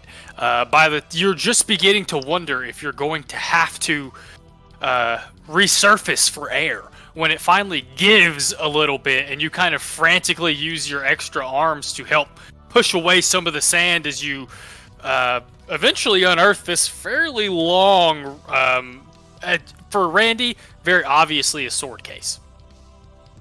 As you pull it, finally get the last little bit of it pulled up and out, you watch as tentacles rise up out of it. I know I'm fucking with you. Yeah. You do Pull the new sword out. successfully. I don't know what it does. Let's swing at it. You do successfully make it. I like to imagine with your struggles, you breach the surface, gasping for air. Very much run to your limits of oxygen as you come back up. I like to think the rest of you who can't quite see to the bottom are like getting real nervous by the time Randy resurfaces. Kind of throws the box up on the ledge and pulls himself up out of the water, trying to catch his breath. Maybe checking to make sure his wound isn't now fucking green from diving in this weird ass pool, etc., etc. But you do successfully retrieve the box from the bottom of the pool. Cool. No, it's not Chris. We're not gonna have to wait till winter's Chris, are we? Come on, crack that baby open. Yeah, I was like, oh, I guess I'll bust it open. Don't worry about the wrapping. I'm assuming you all kind of gather around as he does this. Oh, absolutely. Actually, Yes, I'm I gonna get it. stay back. I'm All Baldur's very Gate style, we're just kind of just standing in the background. I see. When you Yeah. asked if we were all there, that made me want to say I was away. But I don't see. we were all like right let's there. see. No, I see quite a few. I see most of you being curious and being like, Would you like Demos some? Socius. Oh no, Zephyr. Randy. Zephyr's just over Opens it. here, What that's type of magic Brood. is it I'm giving just off? brooding right here. You want some guidance? Evocation? Is it Abjuration. divination? Abjuration. Okay, that's a defensive thing. That's cool. Oh, that might be trapped. Can I give an Arcana check? let me double check something real quick. Let me make sure that is right. Evocation. Pardon me. Evocation. Evocation typically is the school that fucks shit up. Can I just give an Arcana check over the case itself, or maybe a perception check or something, just to see if does it seem magic enchanted in it? The case itself, does it seem like You could make magically an Arcana check if you wanted to check for like magic traps. I guess on the same token, could I check for like physical traps anywhere? You could. That's a investigation check. Sleight of hand. Do a perception check. 'Cause I think that's better for you. Actually, sleight You're- of hand's you- way better than anything else I got. But I think sleight of hand's like for disarming it. I think finding it is investigation or My- perception. Investigation, perception is a little bit better, I think. It's better about No, say. it's not. They're both. You're the a same. rogue. You're supposed to be good at finding traps. You know, that's the funny thing. I'm not. My perception's actually mid. So is my. I'm gonna look that up. What that's supposed to be. I think it is perception. investigation is typically looking for traps. I'm pretty sure. When you're looking for something specific, it is investigation. But his said his was the same. 24. So I don't want to put this. Let me think about this. This makes me nervous, Devin. Demos, you gather that the magic is probably coming from whatever is inside the case. The case is scribed, it seems, but with a 24, I will say that at a glance, you kind of realize these are not real arcane runes. There's no magic in them. It's almost as if they have been like you would think like a primitive tribe would write stuff on something thinking that it provides protection or that it seals that thing into the box. But you're able to determine that whatever is written, whatever is on the thing itself is not magical. Most of the magic seems to be coming from inside of the case. Deimos will, well, Sybil might argue that magic comes from intention. However, I do not believe the case itself is a concern. I would be cautious opening it. I'm damned curious, so I guess I'm right here by you for the first peek. But thankfully for me, I must be full of magic because my intention is to bust this thing open and see what's in there. let's get it. Yeah, Zephyr's still going to be back here just kind of catching his breath from his good tonguing. Oh, God. Good tonguing. It does You were- wind you a bit. Yeah, that's You that's were fair. good and tongued. This whole session's just been fucking wow. God, we're gonna have to scrap it from the record books. Yeah, the lost session. After Devin talked earlier about like not showing the label earlier, I'm like, I held my beer label clearly up to the screen and did not like Sponsor I us, don't think Corona. drinking on Michelob. air. I'm drinking in front of my cat Oh, right excuse now. me. Like it's- Lemonade. Thank you. I'm drinking grape juice. All right, you pop the case open. I'm gonna say it doesn't take long. It has been underwater for a while. It's not like it's supremely ornate lock to begin with. You get your thieves' tools in there. It takes you a handful of minutes before you do just the right kind of twist. Pop. The sword case pops open. Couple of things happen. Now order the I wanna do tentacles this? rise up and Yeah, a grab couple us. things happen. How I want to do this. I would say the first thing everybody notices, you watch as a cloud moves and rises up out of the case. I'm gonna say you guys don't even have to make a check. Very much looks like a poof of spores come rising up out of the sword case. Oh, And fun. But now we've got kind at of least 2 funguses. Can I do some dissipate mana check? into the. I'll get to you, Drix and Cordo. The Oh, second thing fuck. that happens is that Randy, you see a katana, and it is in its sheath, a very ornate kind of gold and platinum themed katana. There are lots of fine metals worked into it. I'll even like to think the sheath is pulled away from the blade a little bit, and you can see a pristine blade. Untouched by rust, it seems. The whole katana, ornately made and very well kept. You, Randy, would know that this is... You're really gonna tell me I didn't put the name in the whole fucking note list. Wow. Good job, Devin. You suck. This is... 4 I can't- I guess I'll go look at a note here in just a second while I'm talking to Drix. Or more particularly, talking to Cordo. Oh. Cordo. As these spores dissipate into the area, as they are released from this case, Drix, Drix, you are privy to this sudden mental reeling by Cordo as he seems to suddenly be dragged through space and time. Several repressed memories surface and begin to assault Cordo. For a moment, Cordo remembers what infinity is like. He has existed more times over than any mortal could count, but they were not all him per se. Versions of him, born from the original release, but not him exactly as he currently stands. He remembers dark, twisted caverns. He remembers the chittering of spiders and the screech of these twisted and devilish-looking half-spider, half-drow-looking creatures. Oh, there's the name. He remembers Iman. The sword's name is Iman. He remembers Iman's last wielder. And he remembers the power, how much power this version of Cordo gained by partnering with the wielder of this legendary sword. I'm going to send you here in a second, Iman, Randy, Cordo, or Drix and Cordo, you can now add 1d4 plus 1 to all of your healing spells, as Cordo reabsorbs some of the memories from his past, from a previous incarnation of Cordo. I know I have Iman made. I just have to give it to you. Okay, all of this kind of happens simultaneously. I like to think maybe Cordo, maybe there's some pulsing from Cordo. Turns into one of those roadside lights there for a second. Randy, as you stare down for a moment, pan the scene back to Randy, as you stare down at Iman. A sword you were not even certain existed until this moment. Yeah, I think I'll go to like verify the identification. I'll pull my notebook out and sort of flip through to the end, the part where things that probably may or may not exist, things that are legendary exist, and I'll sort of like compare a crude drawing to what I'm seeing in front of me.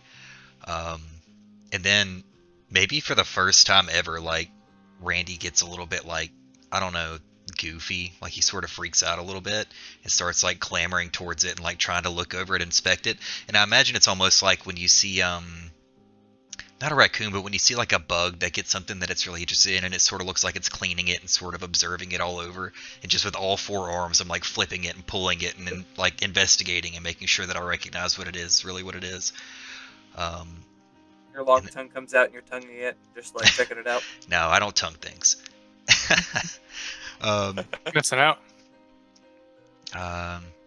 Yeah, and then I'm that is added to your sheet. You might have to refresh your character sheet to see it. I have actually posted a description in chat so that you guys can see what Iman actually does.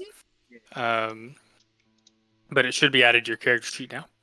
As you guys watch Randy, well, as he just said, get very excited. And you do verify, Randy, this is Iman. Drix and Cordo, you are now kind of gathering, or at least Cordo is gathering himself from this realization that when he was the first releasing of his spores, it sounds very dirty, seems to have the spores seem to have spread out across the globe. Cordo now realizes that there have been many Cordos during the time he was sleeping before Drix found him. And that there could be many more spore prints of these previous Cordos scattered around the universe. Randy, especially, watch out for that, man. Obviously, I share this with the rest of the party, obviously. Cordo is like freaking out about this a little bit. Okay. You guys are giving a little... Because up to this point, he's just been blank slate. Like, it's been like 2-3 months before we met at the championship that Cordo was even introduced, like, even awoken in the first place.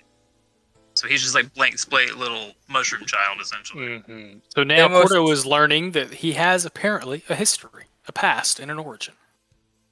Deimos is trying desperately to prestidigitate his lungs. Inhaler.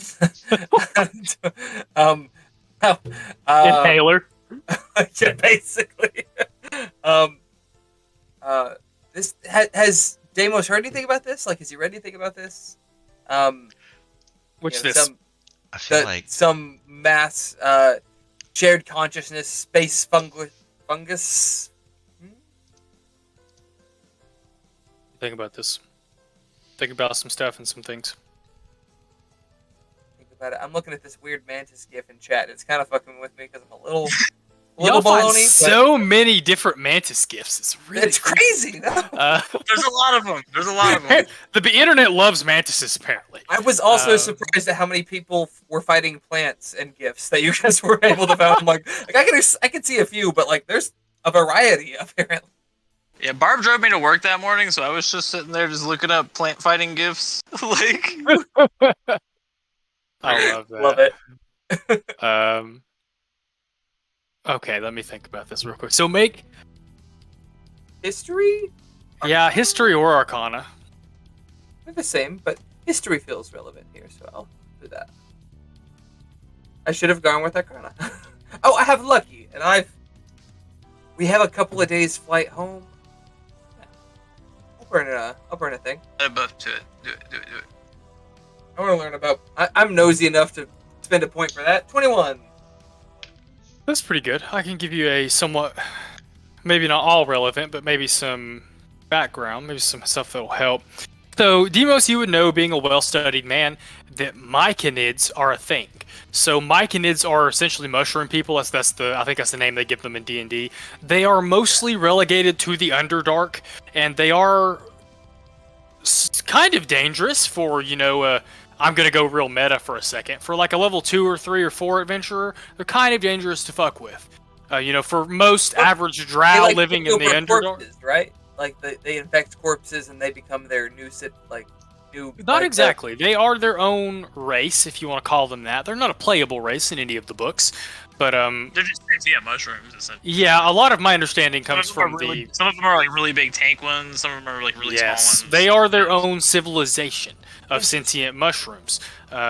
Most of them live in the Underdark. You imagine they likely flourish in any Underdark-like environment. That would include asteroids or anything that would be like the Underdark on other planets.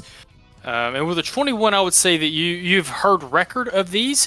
You also know, we're going to throw some kind of regular mycology stuff in here, that they mutate quickly, and there is a almost infinite variety of them. There would be almost as many myconoids as there would be different strains of mushrooms, which is nearly infinite. So you gather that a myconid society could likely produce not only offspring, but a very, very vast variety of offspring. They could make offspring that were like themselves, or they could make something totally separate. What was your original question? Sorry, I'm trying to go back to just if Demos knew relevant. anything about this ancient shared consciousness fungus, and you've kind of answered that. Myconids could have a subset, I guess that. And so I would say that for this particular, since Cordo had a realization that he shared with you guys when he said he uses the term original release, which Cordo may not entirely understand. Demos, you gather that whatever caused Cordo's spores to kind of be out in the world seems to have spread them far and wide. And so while Cordo's spores landed with Drix, other parts of Cordo's spores landed in other places. And for this time that the Cordo you guys know, while he was dormant, these other pieces of him were being spread around the world. And that there are possibly, I'm not entirely sure how long Cordo was asleep, but for that whole time, there were other Cordos attaching to other things, attaching to other people, having other experiences. And now Cordo has stumbled upon a previous iteration of Cordo. So From the same original spore release, but because of the nature of spores, they kind of go everywhere. Not exactly the same Cordo. So they exist, they can exist in different places sort of simultaneously, but as it gets passed down, there's almost a collective memory that a Cordo can tap into based on that. That's the funny part that I don't think any of you, including Cordo, would really understand. It seems that way if he can find the spore print, or if he can come in contact with the spores of some of those Cordos. He seems to be able to directly, but can read it on others. Oh, so that's what the spores were. So we got to find more Cordos. Kind of like Avatar flashbacks, almost. Sort of, sure. Did Avatar Roku Dragon or some shit. Deimos has been with with Drix quite some time. It's been a few weeks or a month plus. Y'all been together several months now. Has he deteriorated? Has Cordo been nomming on him? Make an insight check. Would you like to narrate this, Ben? If you've noticed, I've only been leveling a druid since this encounter. Drix is still a level 3 fighter. My side warrior stats are still level 3. That's why I'm not really hitting. That's why it's hit or miss for me. Cordo really is. He's taking over more or less. Meta-wise, eventually Cordo will consume Drix and take over as the main consciousness.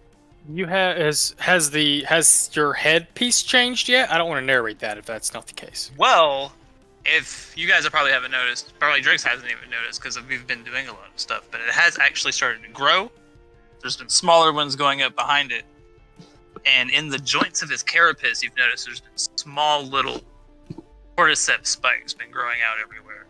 Okay, so he's been kind of getting spikier, like the cordyceps is kind of growing in and taking over more, which is why he's able to do more and more spore magic. Interesting.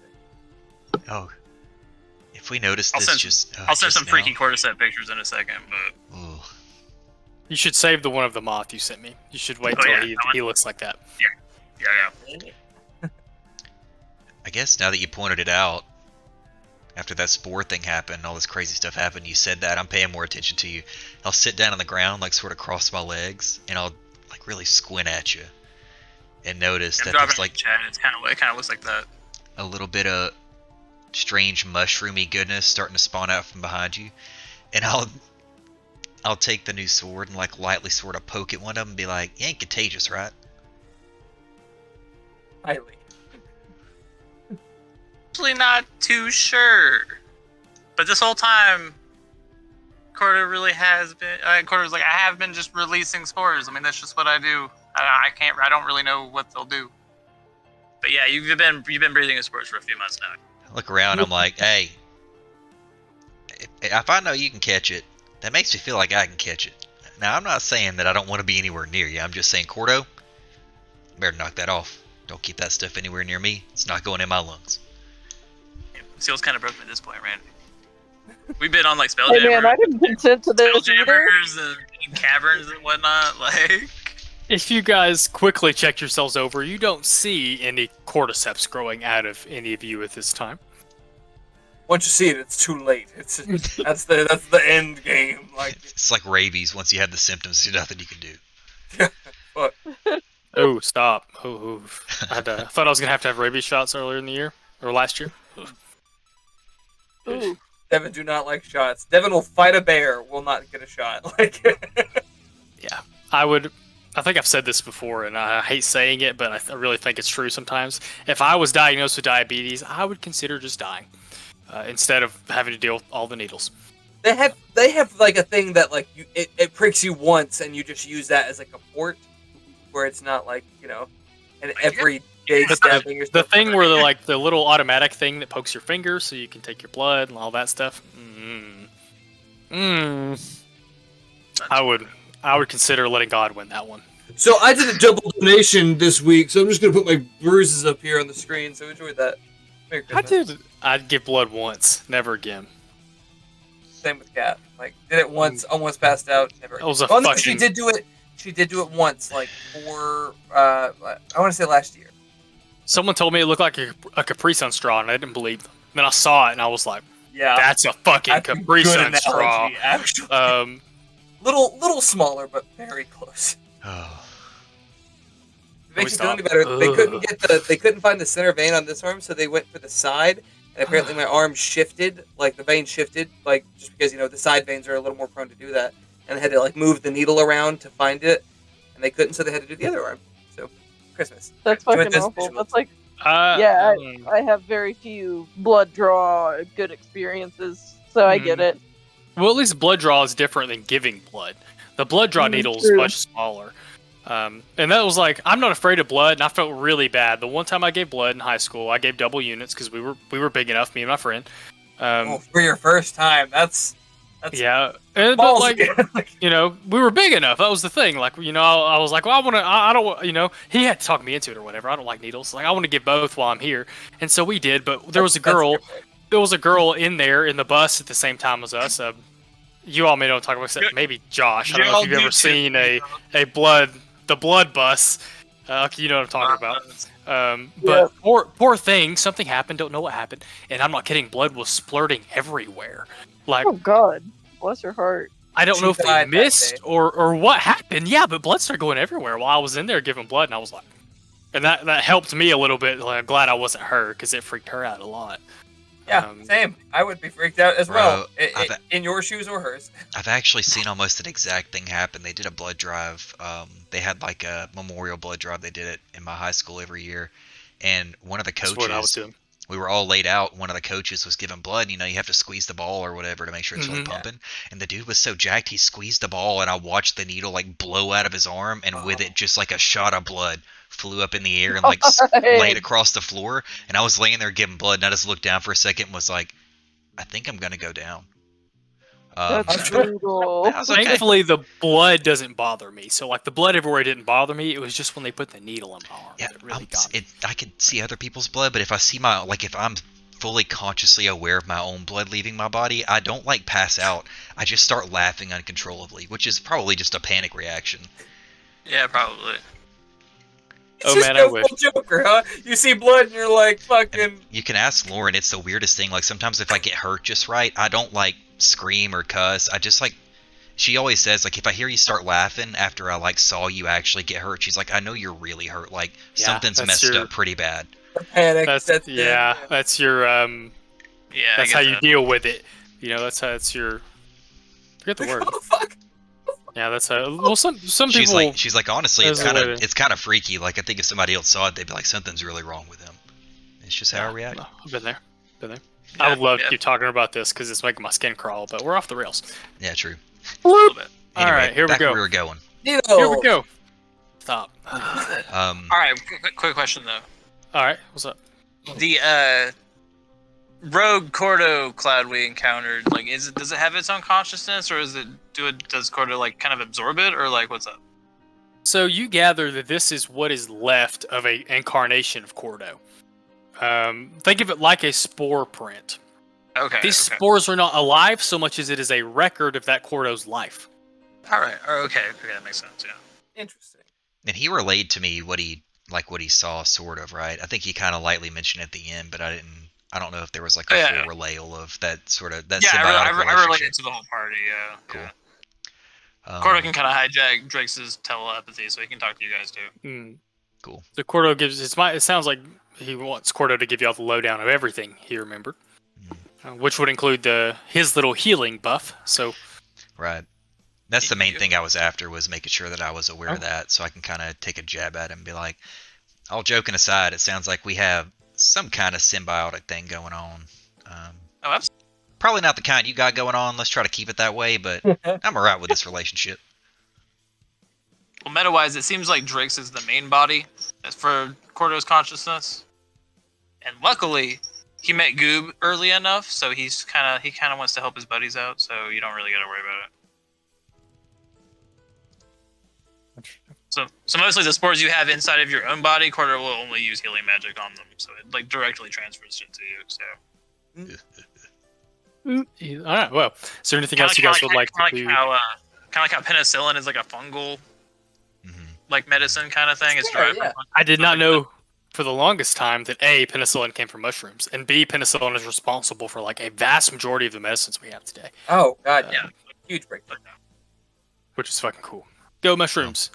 Anyone that hasn't should watch that Netflix documentary. Can't help me Fantastic out. Fun Guy.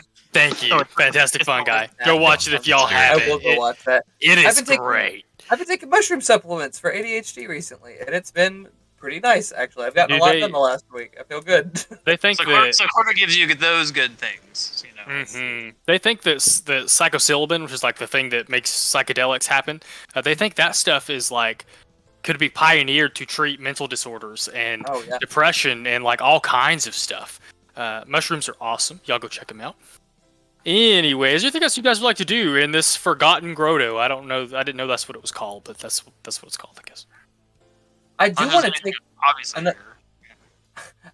another look at those statues, the orbs that were no longer magical. Can I derive a purpose? You know, you can. I don't want to make you make the check just because I don't want to take the time to roll. You gather, after a little bit of looking, like you kind of brush off some of the runes that were on the statue. You take in the architecture overall of the statue, and you're able to gather they seem to have at one time been used for abjuration magic. Demos is probably smart enough to gather that at one time they must have cast some kind of portal around the pool, some kind of protection around the pool. I would say after I would say you gather that it has been long enough ago that whatever or whoever decided to try to seal this up is just no longer around. The magic was not upkept. Whatever was there, whatever put it in that place was not able to upkeep it. Do I get a sense of origin? Like what kind of species might have created this? Yeah, again, I'm not going to make you roll because I have answers to these things, and I just don't see the point in making you roll. It is very... I don't want to use the word druidic. It is wicked, but nature-based at the same time. Demos would gather that it is likely that some kind of dryad, or maybe a forest hag, or some other neutral to evil-aligned nature spirit had written out these enchantments. Neutral to evil. That's an interesting slant. That makes me feel much better because I was like, these ancient people tried awfully hard to prevent this sword and/or spores from ever coming up again. But if you read the description of the sword, I think you would gather it is not an unwholesome item. And I was actually gonna say, like, if people weren't aware, the sword is faith-based. Like, it's not really a holy item, but it kind of is. Like, its origins are actually based in, like, light and very nice. faith and healing Shield versus of faith. darkness. So Joey and Brandon are the only ones that might recognize the name Cyrus Lightbringer. Yeah, it was a little flash, and I was like, wait, that's Forgotten Realms. I'm like, no, it just is from the last Eberron campaign. It's been that long. Yeah, Cyrus is my dude, Yeah. I guess. And as a fun flavor, Iman actually translates to faith. So that's why it's sort of a light faith-based item. How is it spelled? E-M-A-N. A-N. Gotcha. Interesting. This is what you were after, Randy? Absolutely. There are rumors something like this existed. A really dear friend of mine, one of his life goals was to find it, to find other items like it, to prove they existed, and really just to keep them safe, keep them in the right hands. So, yeah, this is one of them. I can't believe it's real. I wish I could tell him about it, but well, we'll get to that later. Oh, Randy's got a tragic backstory too. Very well. Is there anything else you guys would like to discuss and/or check before you begin to blaze your way back out of the jungle? Maybe take a short rest just to, Oh god, yeah. Oh, I know. I think- think a short rest is long hours. Excuse me. Yeah, I don't think you. I got hit pretty hard, man. Do we feel like this is a safe enough place to do it? Like, because I'm fine. I just feel- stay here for a few hours or 8 hours and hang. You guys could make camp here for the night if you wished. It seems like a pretty So cool that's- spot. I'm down for a camping That's trip. the weird thing now about the rest. It's like a lot of things changes. Anytime you take a short rest, it would be the equivalent of staying overnight somewhere. I mean, We can make camp here.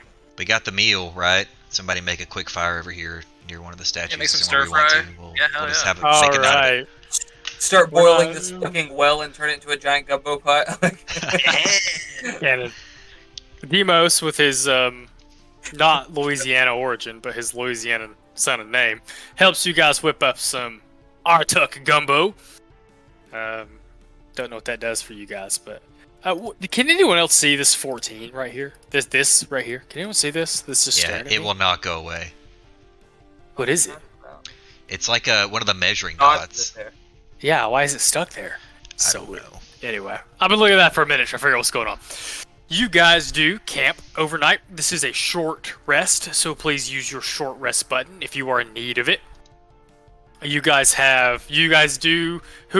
of you who are brave enough, do have some Aratuk calamari or Aratuk okra, depending on how it is prepared.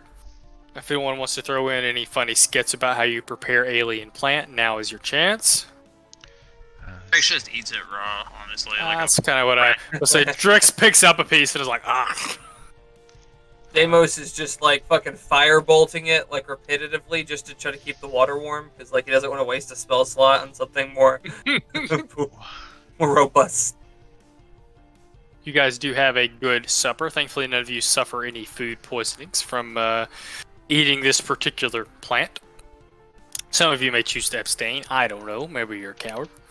Where you guys get up the next day and begin your trail blaze back out of the jungle. So, from recording purposes, Devin, 1 day has passed. Don't forget, you fuckwit. I was real mad I lost track of days last week. It's hard. It's hard, especially when you get into travel and shit. Like, I feel you, dude. I realized while watching recording, I was like, I skipped 2 whole days that they traveled. It didn't like, my brain did not calibrate that they spent 2 days traveling. And then a 3rd day traveling. Anyway, you guys take another day. It took you like 2 days to get to where you are. It only takes you a day to get back out because you've already trailblazed through that section of the jungle. You're on your way back out, a path you've already taken back in, and you guys do manage to get out at the jungle at the end of the 2nd day. You do find A1 aboard the ship. What would A1 be doing while y'all are gone? Whatever he wants, I guess. I like to imagine He's releasing some seed of his own, if you know what I mean. Well, so I like to imagine he's probably looking for any reading material, or maybe y'all come back to find him like casually perusing y'all's stuff.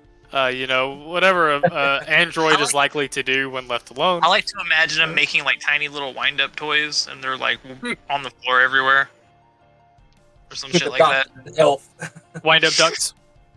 Oh yeah, so Waddling across the deck. Oh yeah, Whackers. You guys make so. 1 day y'all sleep, so a day passes. Another day passes, or well, I know what I'm trying to say for recording.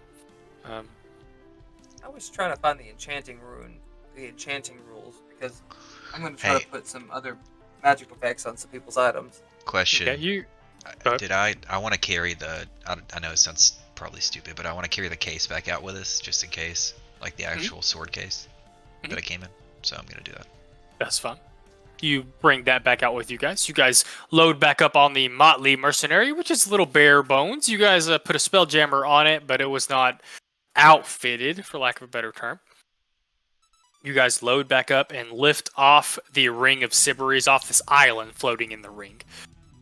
Away from a gorgeous view of this kind of golden sea and scattered asteroid islands embedded in the sea, as you guys make your way back to Eberron, which has been, or I'm assuming back to Eberron, or wherever y'all want to go. But point being, Eberron has been looming in the distance this whole time, kind of like that picture I sent you guys. Yeah. It is a ring around a planet, so it dominates a large section of the skyscape. But you lift back off, and wild space is yours. Where to next, Mantis? Where to indeed? Do we want to go back to the rock and talk to Cyrilius about the mission? The ship? I think so. And as a point of clarification, I guess, we talked about... So I see like we have a certain amount of gold. The converted amount, is that like how much money we actually have, including all of our items together? Or is that... No, I think that's gold that we have individually plus the party. Right, yes. I imagine, okay. And that is loose coins. That does not include the art objects you got from the Horde. Right. It does not include the 2 spelljamming helms. Which are 10k each. Honestly, I regret not planting a fucking spelljamming ham on that goddamn meteor and just fucking trying to drive it like that. Just stick it in, see what happens. It's not just a boulder, it's an asteroid. When we're getting to the asteroid this Sunday. Sunday. I imagine we probably want to thin some of this other stuff we have in, like see if the Mercane wants it or somebody else. I did it that way, so because you had mentioned wanting to keep some of it like for base or for the asteroid. You guys can cherry pick the things you might want to keep and sell the rest, which is why I did it that way.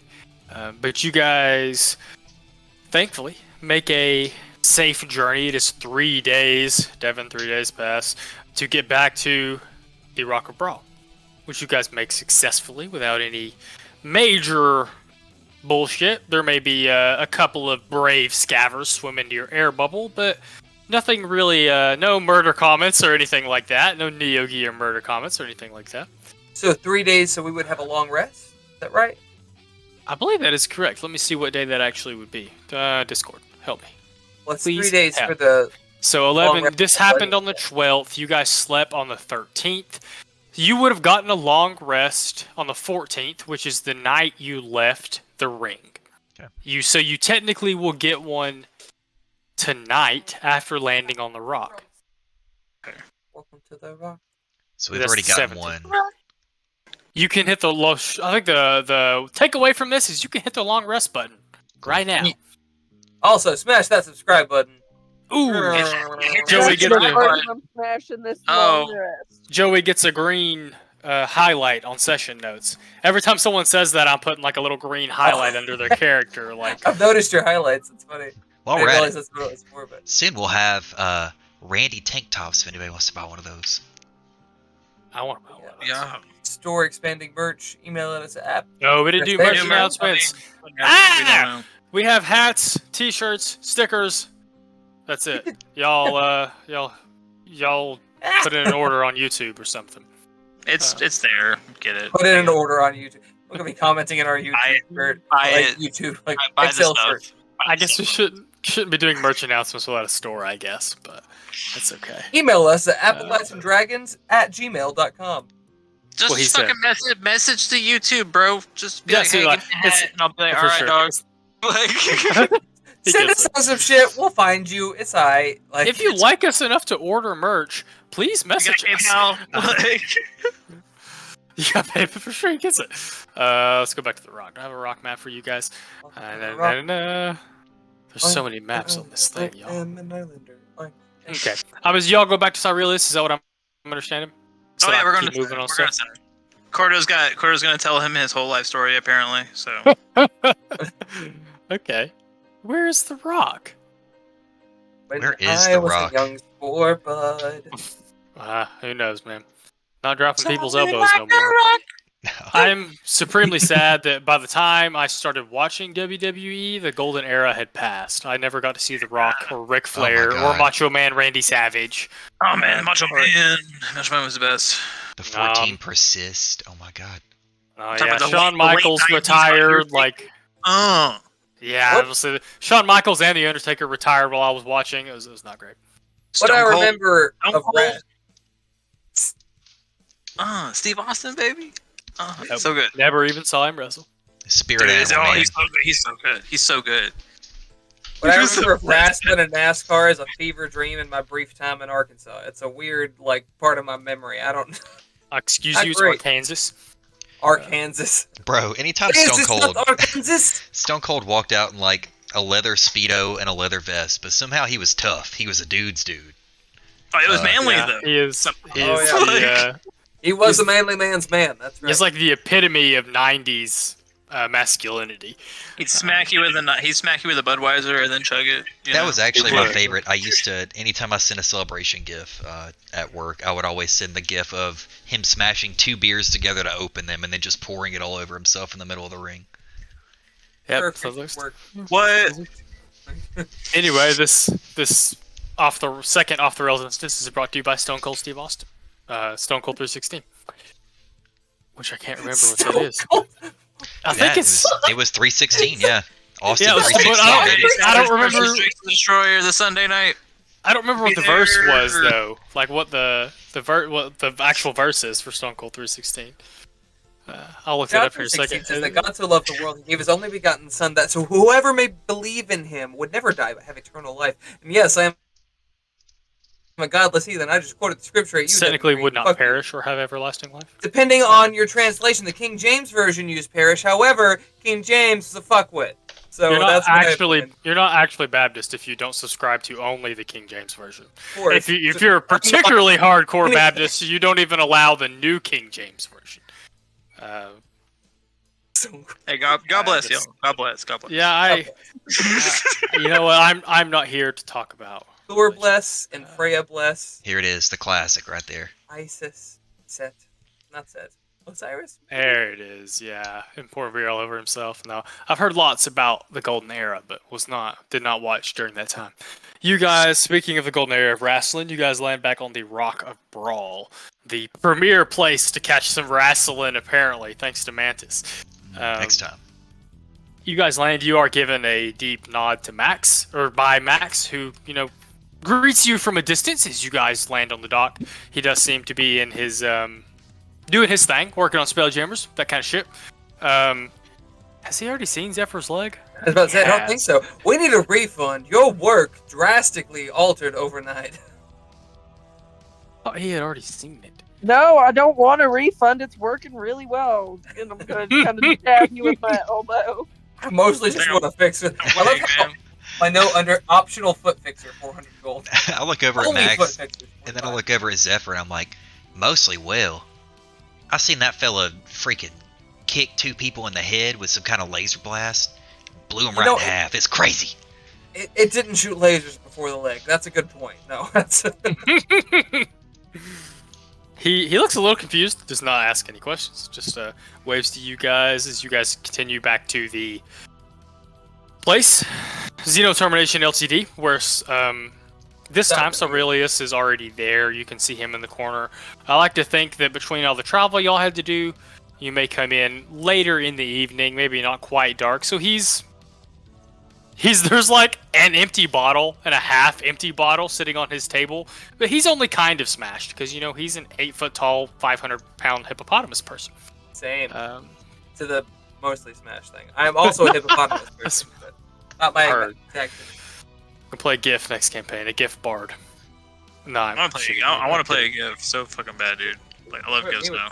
I would like to play Aurelius one day. GIF Samurai would be fucking fun. Send it, baby. Also, Full send. A 16 and an 18, good sir. Good rolls, good rolls. If I don't play Cade, I feel like I'm going to get suckered into playing Cade in one campaign. You guys make your way over to Cyrilius, who is very happy to see you guys. You can see on his face, everyone keeps saying, "Oh, I'm glad to see you guys are alive." You can kind of see that look on his face. But he says, "Oh, wonderful, you all have returned. That is great. I'm guessing by the fact you guys are here, you have done well to complete this mission.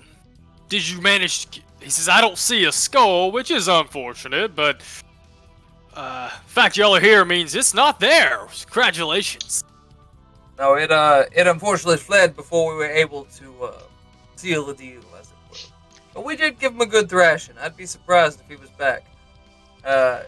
We will perhaps pop in there occasionally just to keep an eye on it. We were even considering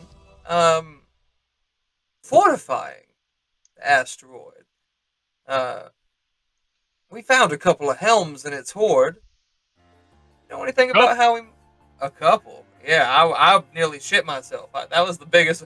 The gold was nice, but the 2 helms, I was like, well, god and fucking damn. Nice haul. You all, have any of you ever considered the title of Commodores? Well, the only Commodore I knew was a fucking prick. However, I wanted to give it... With that kind of... I'm assuming you all already have one ship. Several ships and a command ship would go far to further that title. Just to put some thoughts in the head of my associates. Titles are arbitrary and mammalian. Damn straight, Cordo. Mammalian. Zephyr actually That was very good. Cordo on this one.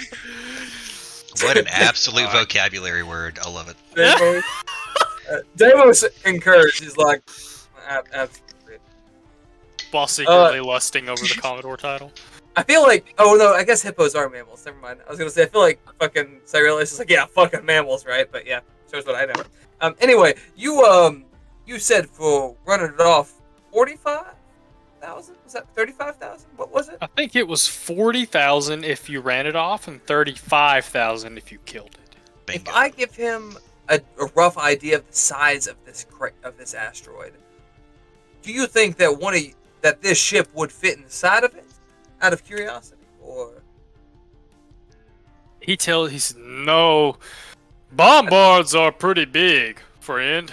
I don't think it would fit in the asteroid." how big is pretty big? Give me an idea, like a couple 100 feet. Like, if I'm asking. Think about this. How would I want to quantify this? This is like when George Lucas writes down a random number for a spaceship. Okay, and listen to somebody, me. Like, Yeah. texts him, Listen to like, me this is- right now. Are you trying to build a Death Star? I swear to God. Kind of. I love the idea of having a mobile fucking asteroid base, like with the invincible fortress in And it. the thing and is, one you're Spelljammer in there talking pulling about around. you're literally talking about putting the Star Destroyer on the ship inside the asteroid. That's Death Star, baby. My thought, instant fortress inside, the two ships that we currently have on the outside, and like anchor them somehow to it, to where they tow it like tugboats. And then if we get the big boy and somehow get that towing situated, you know. Chariot. It even has I'm a just- tunnel I'm where just if you saying. shot a missile right inside, it would blow the whole thing up. I mean, you're making a Death Star. So, you know, he tells you he It's doesn't an think it would invincible fit. fortress, though, so we He would be tells fine. you he doesn't think it would fit in the dragon's lair. He said, you know, that he doesn't know how big the asteroid itself is. Maybe you could hollow out enough space for a hangar. But he tells you that it's 2 or 3 times. It's like 2 or 3 of your Wasp ships long. Like, these are very big ships Big. comparatively. They're the same size as like a space galleon, maybe even a little bigger. They are as far as Spelljammers go, they're fairly large. Be fucking big. And he tells you these are deep. We have to be able to put our bombard cannons in the neck of them. So there are multiple layers. Some of the few ships that the gravity plane, the gravity's the same way in the whole ship. We will certainly take one. We have plenty of gold now to make that purchase. We also have the Spelljammer provided. How soon do you think you could have one? Home is several months away. I will have it expedited to the best of my ability. Is there Yes, any? Well, if y'all remember, y'all went to one of the closer planets, and it was like a month away, or maybe 2 months away. Yeah. His planet is 3 or 4 months away. He tells you, I will have it expedited to the best of my ability. You could have it shrunk and teleported here, but that is exorbitantly expensive. How much is exorbitant? We're pretty exorbitant. What people, now? So We got to deal with the Mercane, all right? They might cut us a little something. I don't know. what if we just shriek it and don't tell them, and we just have it in our pocket? And we use the 8 gold teleport fee and just fucking Well, that's smuggle a you've ship gotta, across. you'd have to get to his home planet and then do Do that. the and then Mercane bring have it back. the Mercane are pretty prolific. They have a little circle over there on Hippo Land or whatever the fuck it's called. Hippo Good land. question. Hippo Land. Let me. Sorry, that hurt me. Demo's looking at that enlarged reduced scroll like, Well, maybe before we are worth it. So we I think oversell, to answer your question, he tells you that it would probably be at most 5,000 gold to pay the spellcasters involved to get it shrunk down and all the teleports to happen. okay. How about Too this? bad. That's not bad at all, no. How Now- about, is anybody opposed to selling one of the 2 Spelljammers to get 10,000 gold, and then that covers the teleportation fee? We still have one for the new ship, and we have a little left. I think we have enough gold to pay both right now. You only And have then we 40. have- You only have 41,000 total.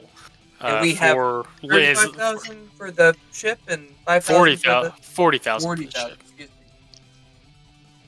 Okay. We could If we you could sell guys- some items, but even with that, I don't think we have enough to cover all that. And Yeah, not be if completely you sold broke. one of the Spelljammer helms, you would have 51,000 gold, and you guys would have 4,000 to 5,000 gold left over after making this rather large purchase. We got 2 of them. We can always get gold back later and buy another one if we need to. And we still have one left for the ship we're acquiring. So Yes. Do we receive a reward for the dragon mission? Like That those- was. It says in the posting the reward is keeping the horde. Oh, Gonna I keep see. all the gold that's Gotcha. there. But now you guys have been told that they like to steal spelljamming helms. Drix also has mentioned to you guys before that is like Vimac. He had several tattoos on his collarbone, dragon skulls, where that seems to be the way he's made his fame and fortune. So you guys are aware that from a bounty hunting perspective, that is a very good way to make a living. Dragons are great marks. Real though. Demo's suddenly self-conscious of how close he is to a dragon. Like, ooh. No? We did get a fuck ton of booty though, didn't we? yeah. You're fine. You're fine, lizard man. Ooh, I want to. I want that's to a keep. slur. If we, I don't care. We can sell everything else, but I do want to keep. Only because we can. There's a pair of engraved bone dice. I want to keep those because those are cool. That's pretty sick. I'll allow it. Literally, if somebody were on the street, some random stranger were to try to offer me bone dice, as much of a red flag as that is, I would be all about that shit. Like, What Dude, kind right? of I'd bones be are like, these? all right. like Yeah, who- dice made of bone. Whose Like, bones are these? me picking it up and playing with them like human or what? Like, But I mean, outside of the art objects, so it's 10,240 if we sell all the art objects, right? That's what I'm seeing here. No. Were you looking in the game though? in Oh, the party it's inventory? 10,240. Yeah, in the party thing. where the coins are Oh. objects and gems. Yeah. So if we Yeah, sell that's all of everything them else- together. So it's Okay. probably easier to go to scroll down here. It's only easy for me to see. Hold on, one second.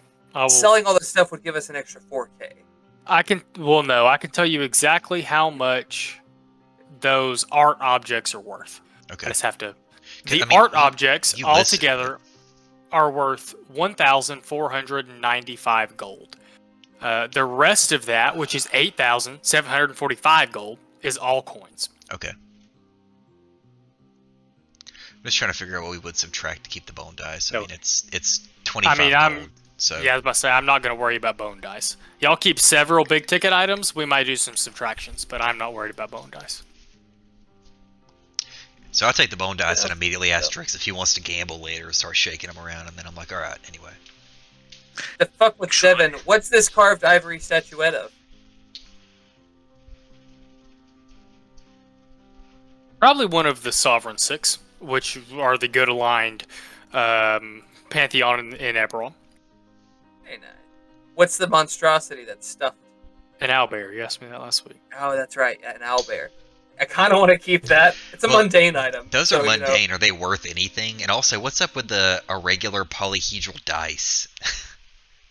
A weird set of gaming dice. we could play a game of, what is it, accountants and tax firms or something like that? Corporations and It's like a industries. 25-sided dice. What do you like? What? How? Okay. Anyway. Some of the dice are weird, yeah. What would you suggest instead? A 20-sided? Don't be preposterous. I know it's insanity. All right, y'all. Leaning on the fourth wall real hard. I actually do have a dice set, Randy, so just let me know. Oh, I had to yeah. look into my inventory. I'm keeping the bone dice. Anyway, we could sell the rest. I don't care. So y'all can for sure. I'm not going to subtract for the mundane items y'all keep. Y'all can. I will add next week 1,495 gold. That will go into my calculations next week. Okay. So, anybody opposed to selling a Spelljammer Helm to get some extra cashola? Go for it. Mucho dinero. Yeah, I know. Damon Y'all was thinking sell- about it. He's like, I don't know. Part of me is like, we're gonna need that. Like Damos went from having never been in space to having 3 ships in the span of like a few months. So I'm just like, well, surely we'll need it at some point. You know, these things just pop up from time to time. I have this ship, but I don't have a helm. You know, you got to put an engine in it. You know, you got to get some new tires on it and all that. If you don't- you know. My thought If is you don't this, sell though. the helm, you'll have to wait for the ship to come to Yeah. you guys. And my thought is No. this: we have an extra helm for this ship. We're gonna be flat broke just buying the ship. It's not like we're just gonna go buy another ship immediately and need a spelljamming helm for it. Like, it's nice to have one in the pocket, but it's nicer to have the coin in the pocket so you can afford the things you want now.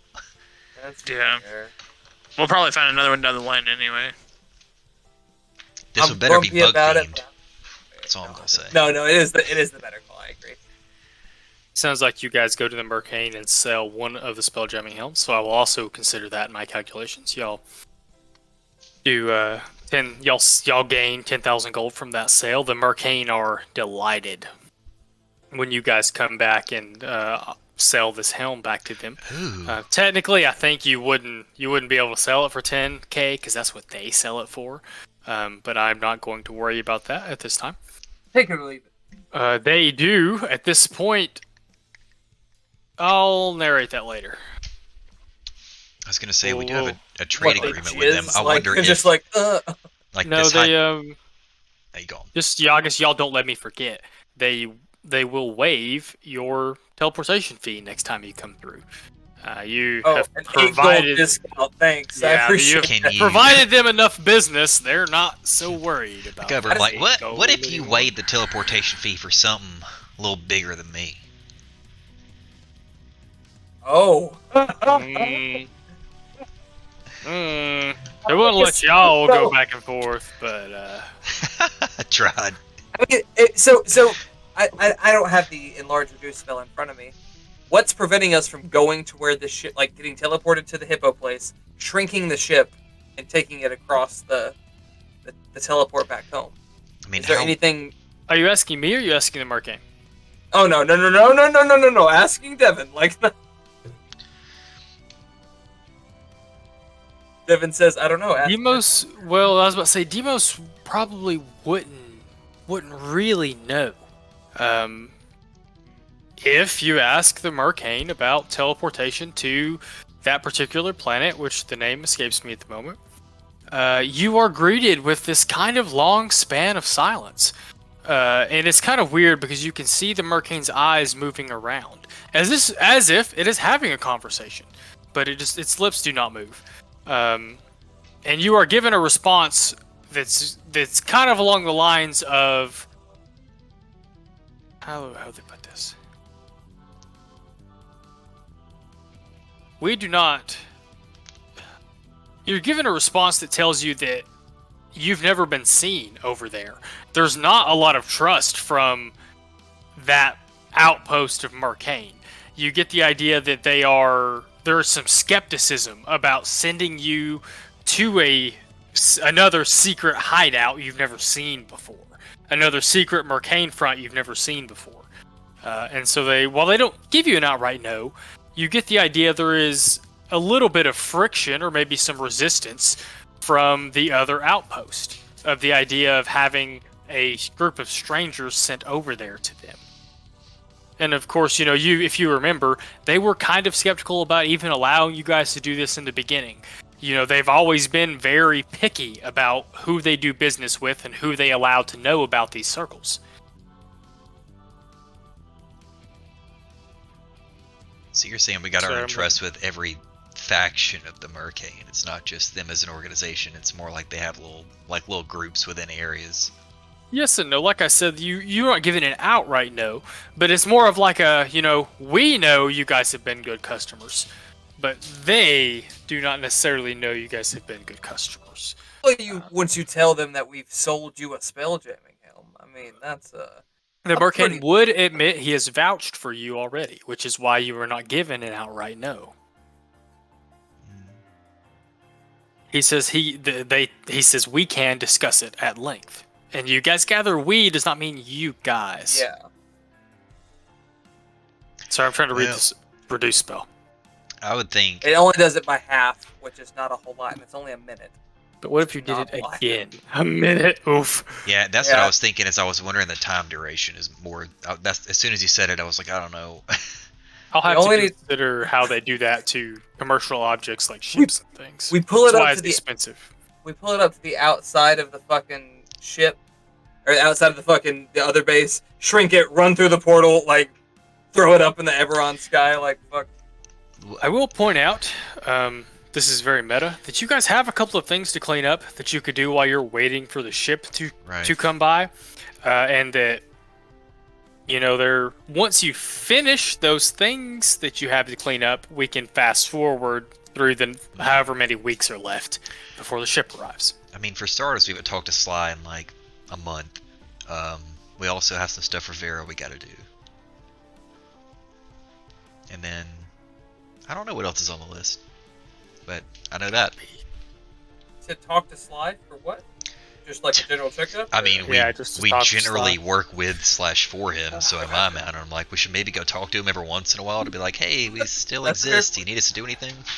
He gave us a spaceship. We should be chill. I think the only dangling hook y'all have left is the break-ins at the Kenneth warehouse. That may be the only thing y'all have left to clean up. I think. Randy, because you just took care of Randy's quest. You've found the piece of darkness. Maybe the only one left. Randy found a legendary sword. He's like, I'll go back to the warehouse and just cut down the Yeah. eye. I don't care anymore. Whatever, let's go do it. We're like level Right. 3 when we were last there. We're practically gods now. Yeah, it's fine. Don't Getting worry close, about getting there. Let's see. I'm gonna go look real quick at all the things that should happen before you become even more like gods. Oh, the other hook. The other hook I couldn't remember. So you guys still do need to deal with whatever's going on with Vera with the break-ins or whatever. And you do. Calden did tell you guys there was an opportunity for coin if you went back to Yeah. where the big dragon shard was discovered at. He told you guys that you could take a gamble and use a teleportation circle that some of his Crimson Codex mages have done their best to rebuild. Demos understands that that's a little bit of guesswork when you're trying to rebuild a circle that's old and decrepit, and some of it has weared away. Kaladin did tell you they sent somebody there and back successfully, I should say, but teleportation is dangerous on its own, and this could be a little more dangerous from the perspective of like they're having to guess to make this thing work, to And they're- fill in the places that we're missing. There's 5 of us. It could be like the Fly. Like, who knows what could happen? I can take all of you in one spellcasting. It is a teleportation circle. So next game, return to Sly. Either way, I agree with. Do we want to then prioritize the Kenneth case or prioritize the I want to wear the dragon shots? I feel like if we're going to be on Eberron either way, we should probably try to get more information on Vera's situation. Because I was we don't about have to to say, travel very far for that, and I think that's going to be quick and... Oh, I wouldn't say I agree. easy, but quicker. I also would like to vote for Echo, because I think he would vote for the Kenneth case, That's a fair point. based on some stuff him and I have talked about. No, I'm cool with that. Before we go do that... Echo's very good about keeping up with what we've been obligated to do as well. Like, just canonically, Deimos were like, "Oh no, yeah, I completely forgot about that. I'm excited about this fucking dragon shot. Yeah, no, we can take care of that." That was like 3 months ago. We told her we would get around to that, so it's about time. So one of Yeah, the first job's a missions we job, it got, doesn't matter and to we're me. like, before we take off and do that, I'm going to show Cyrilius my new sword when I swing back by Xeno Termination Ooh. LTD. Aurelius is stoked to see your sword. He odd or even.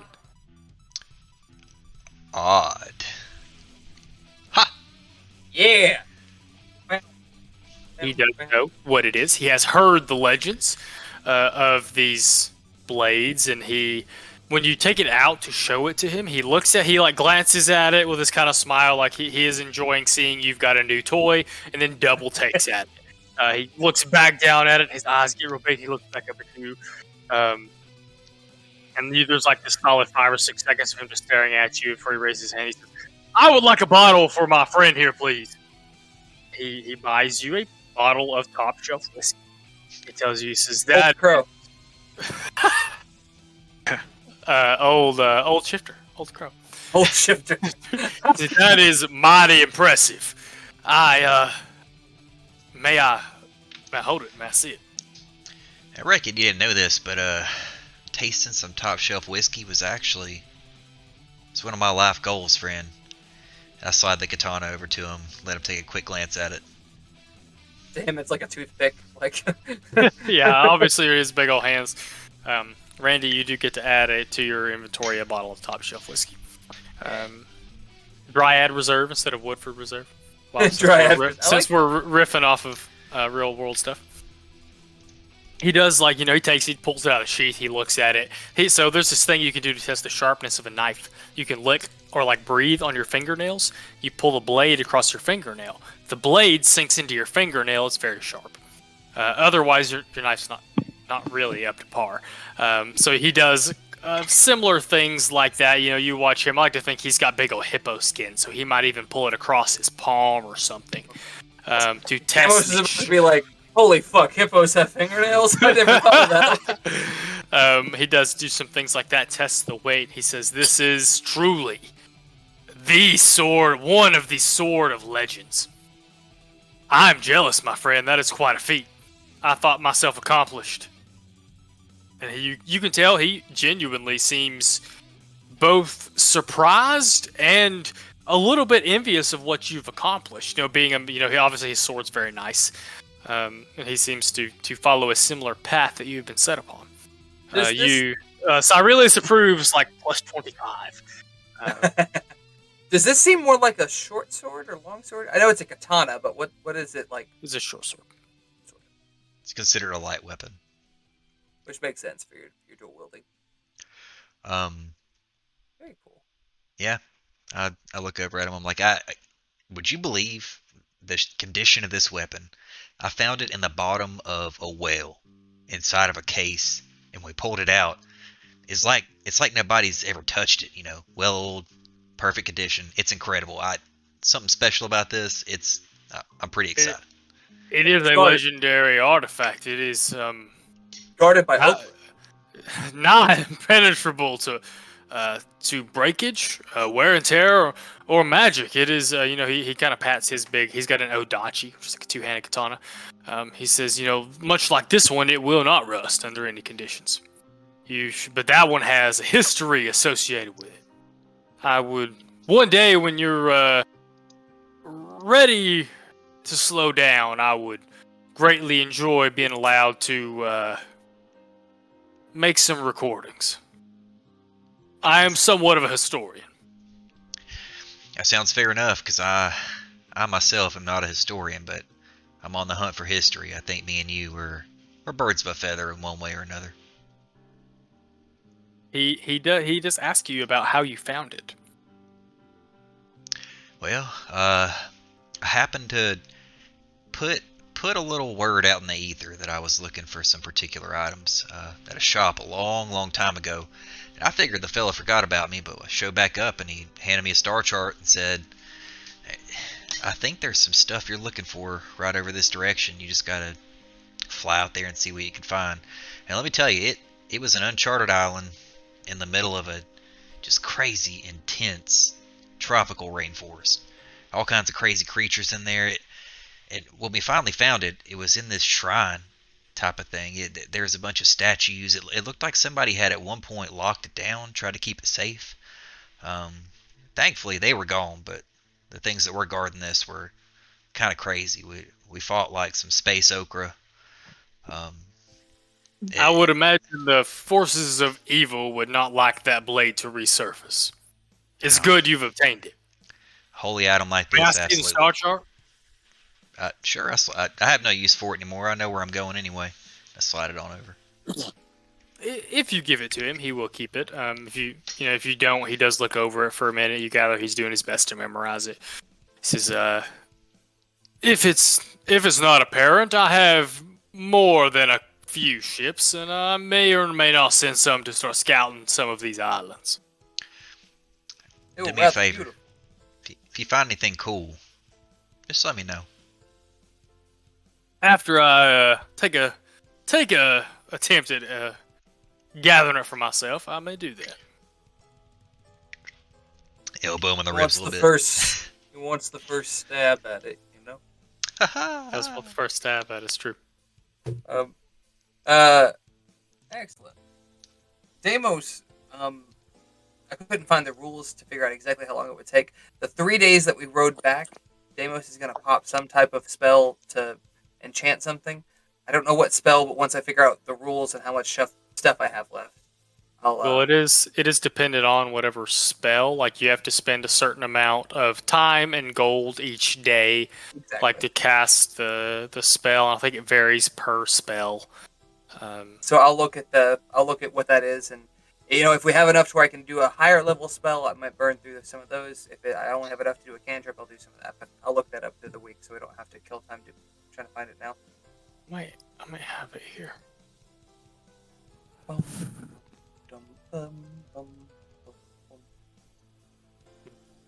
Okay. I will say, all right, where to find us. Drix, if you have a desire, I'd be more than happy to try to pump a little something into the Githka or another weapon of your choice, if you would be interested.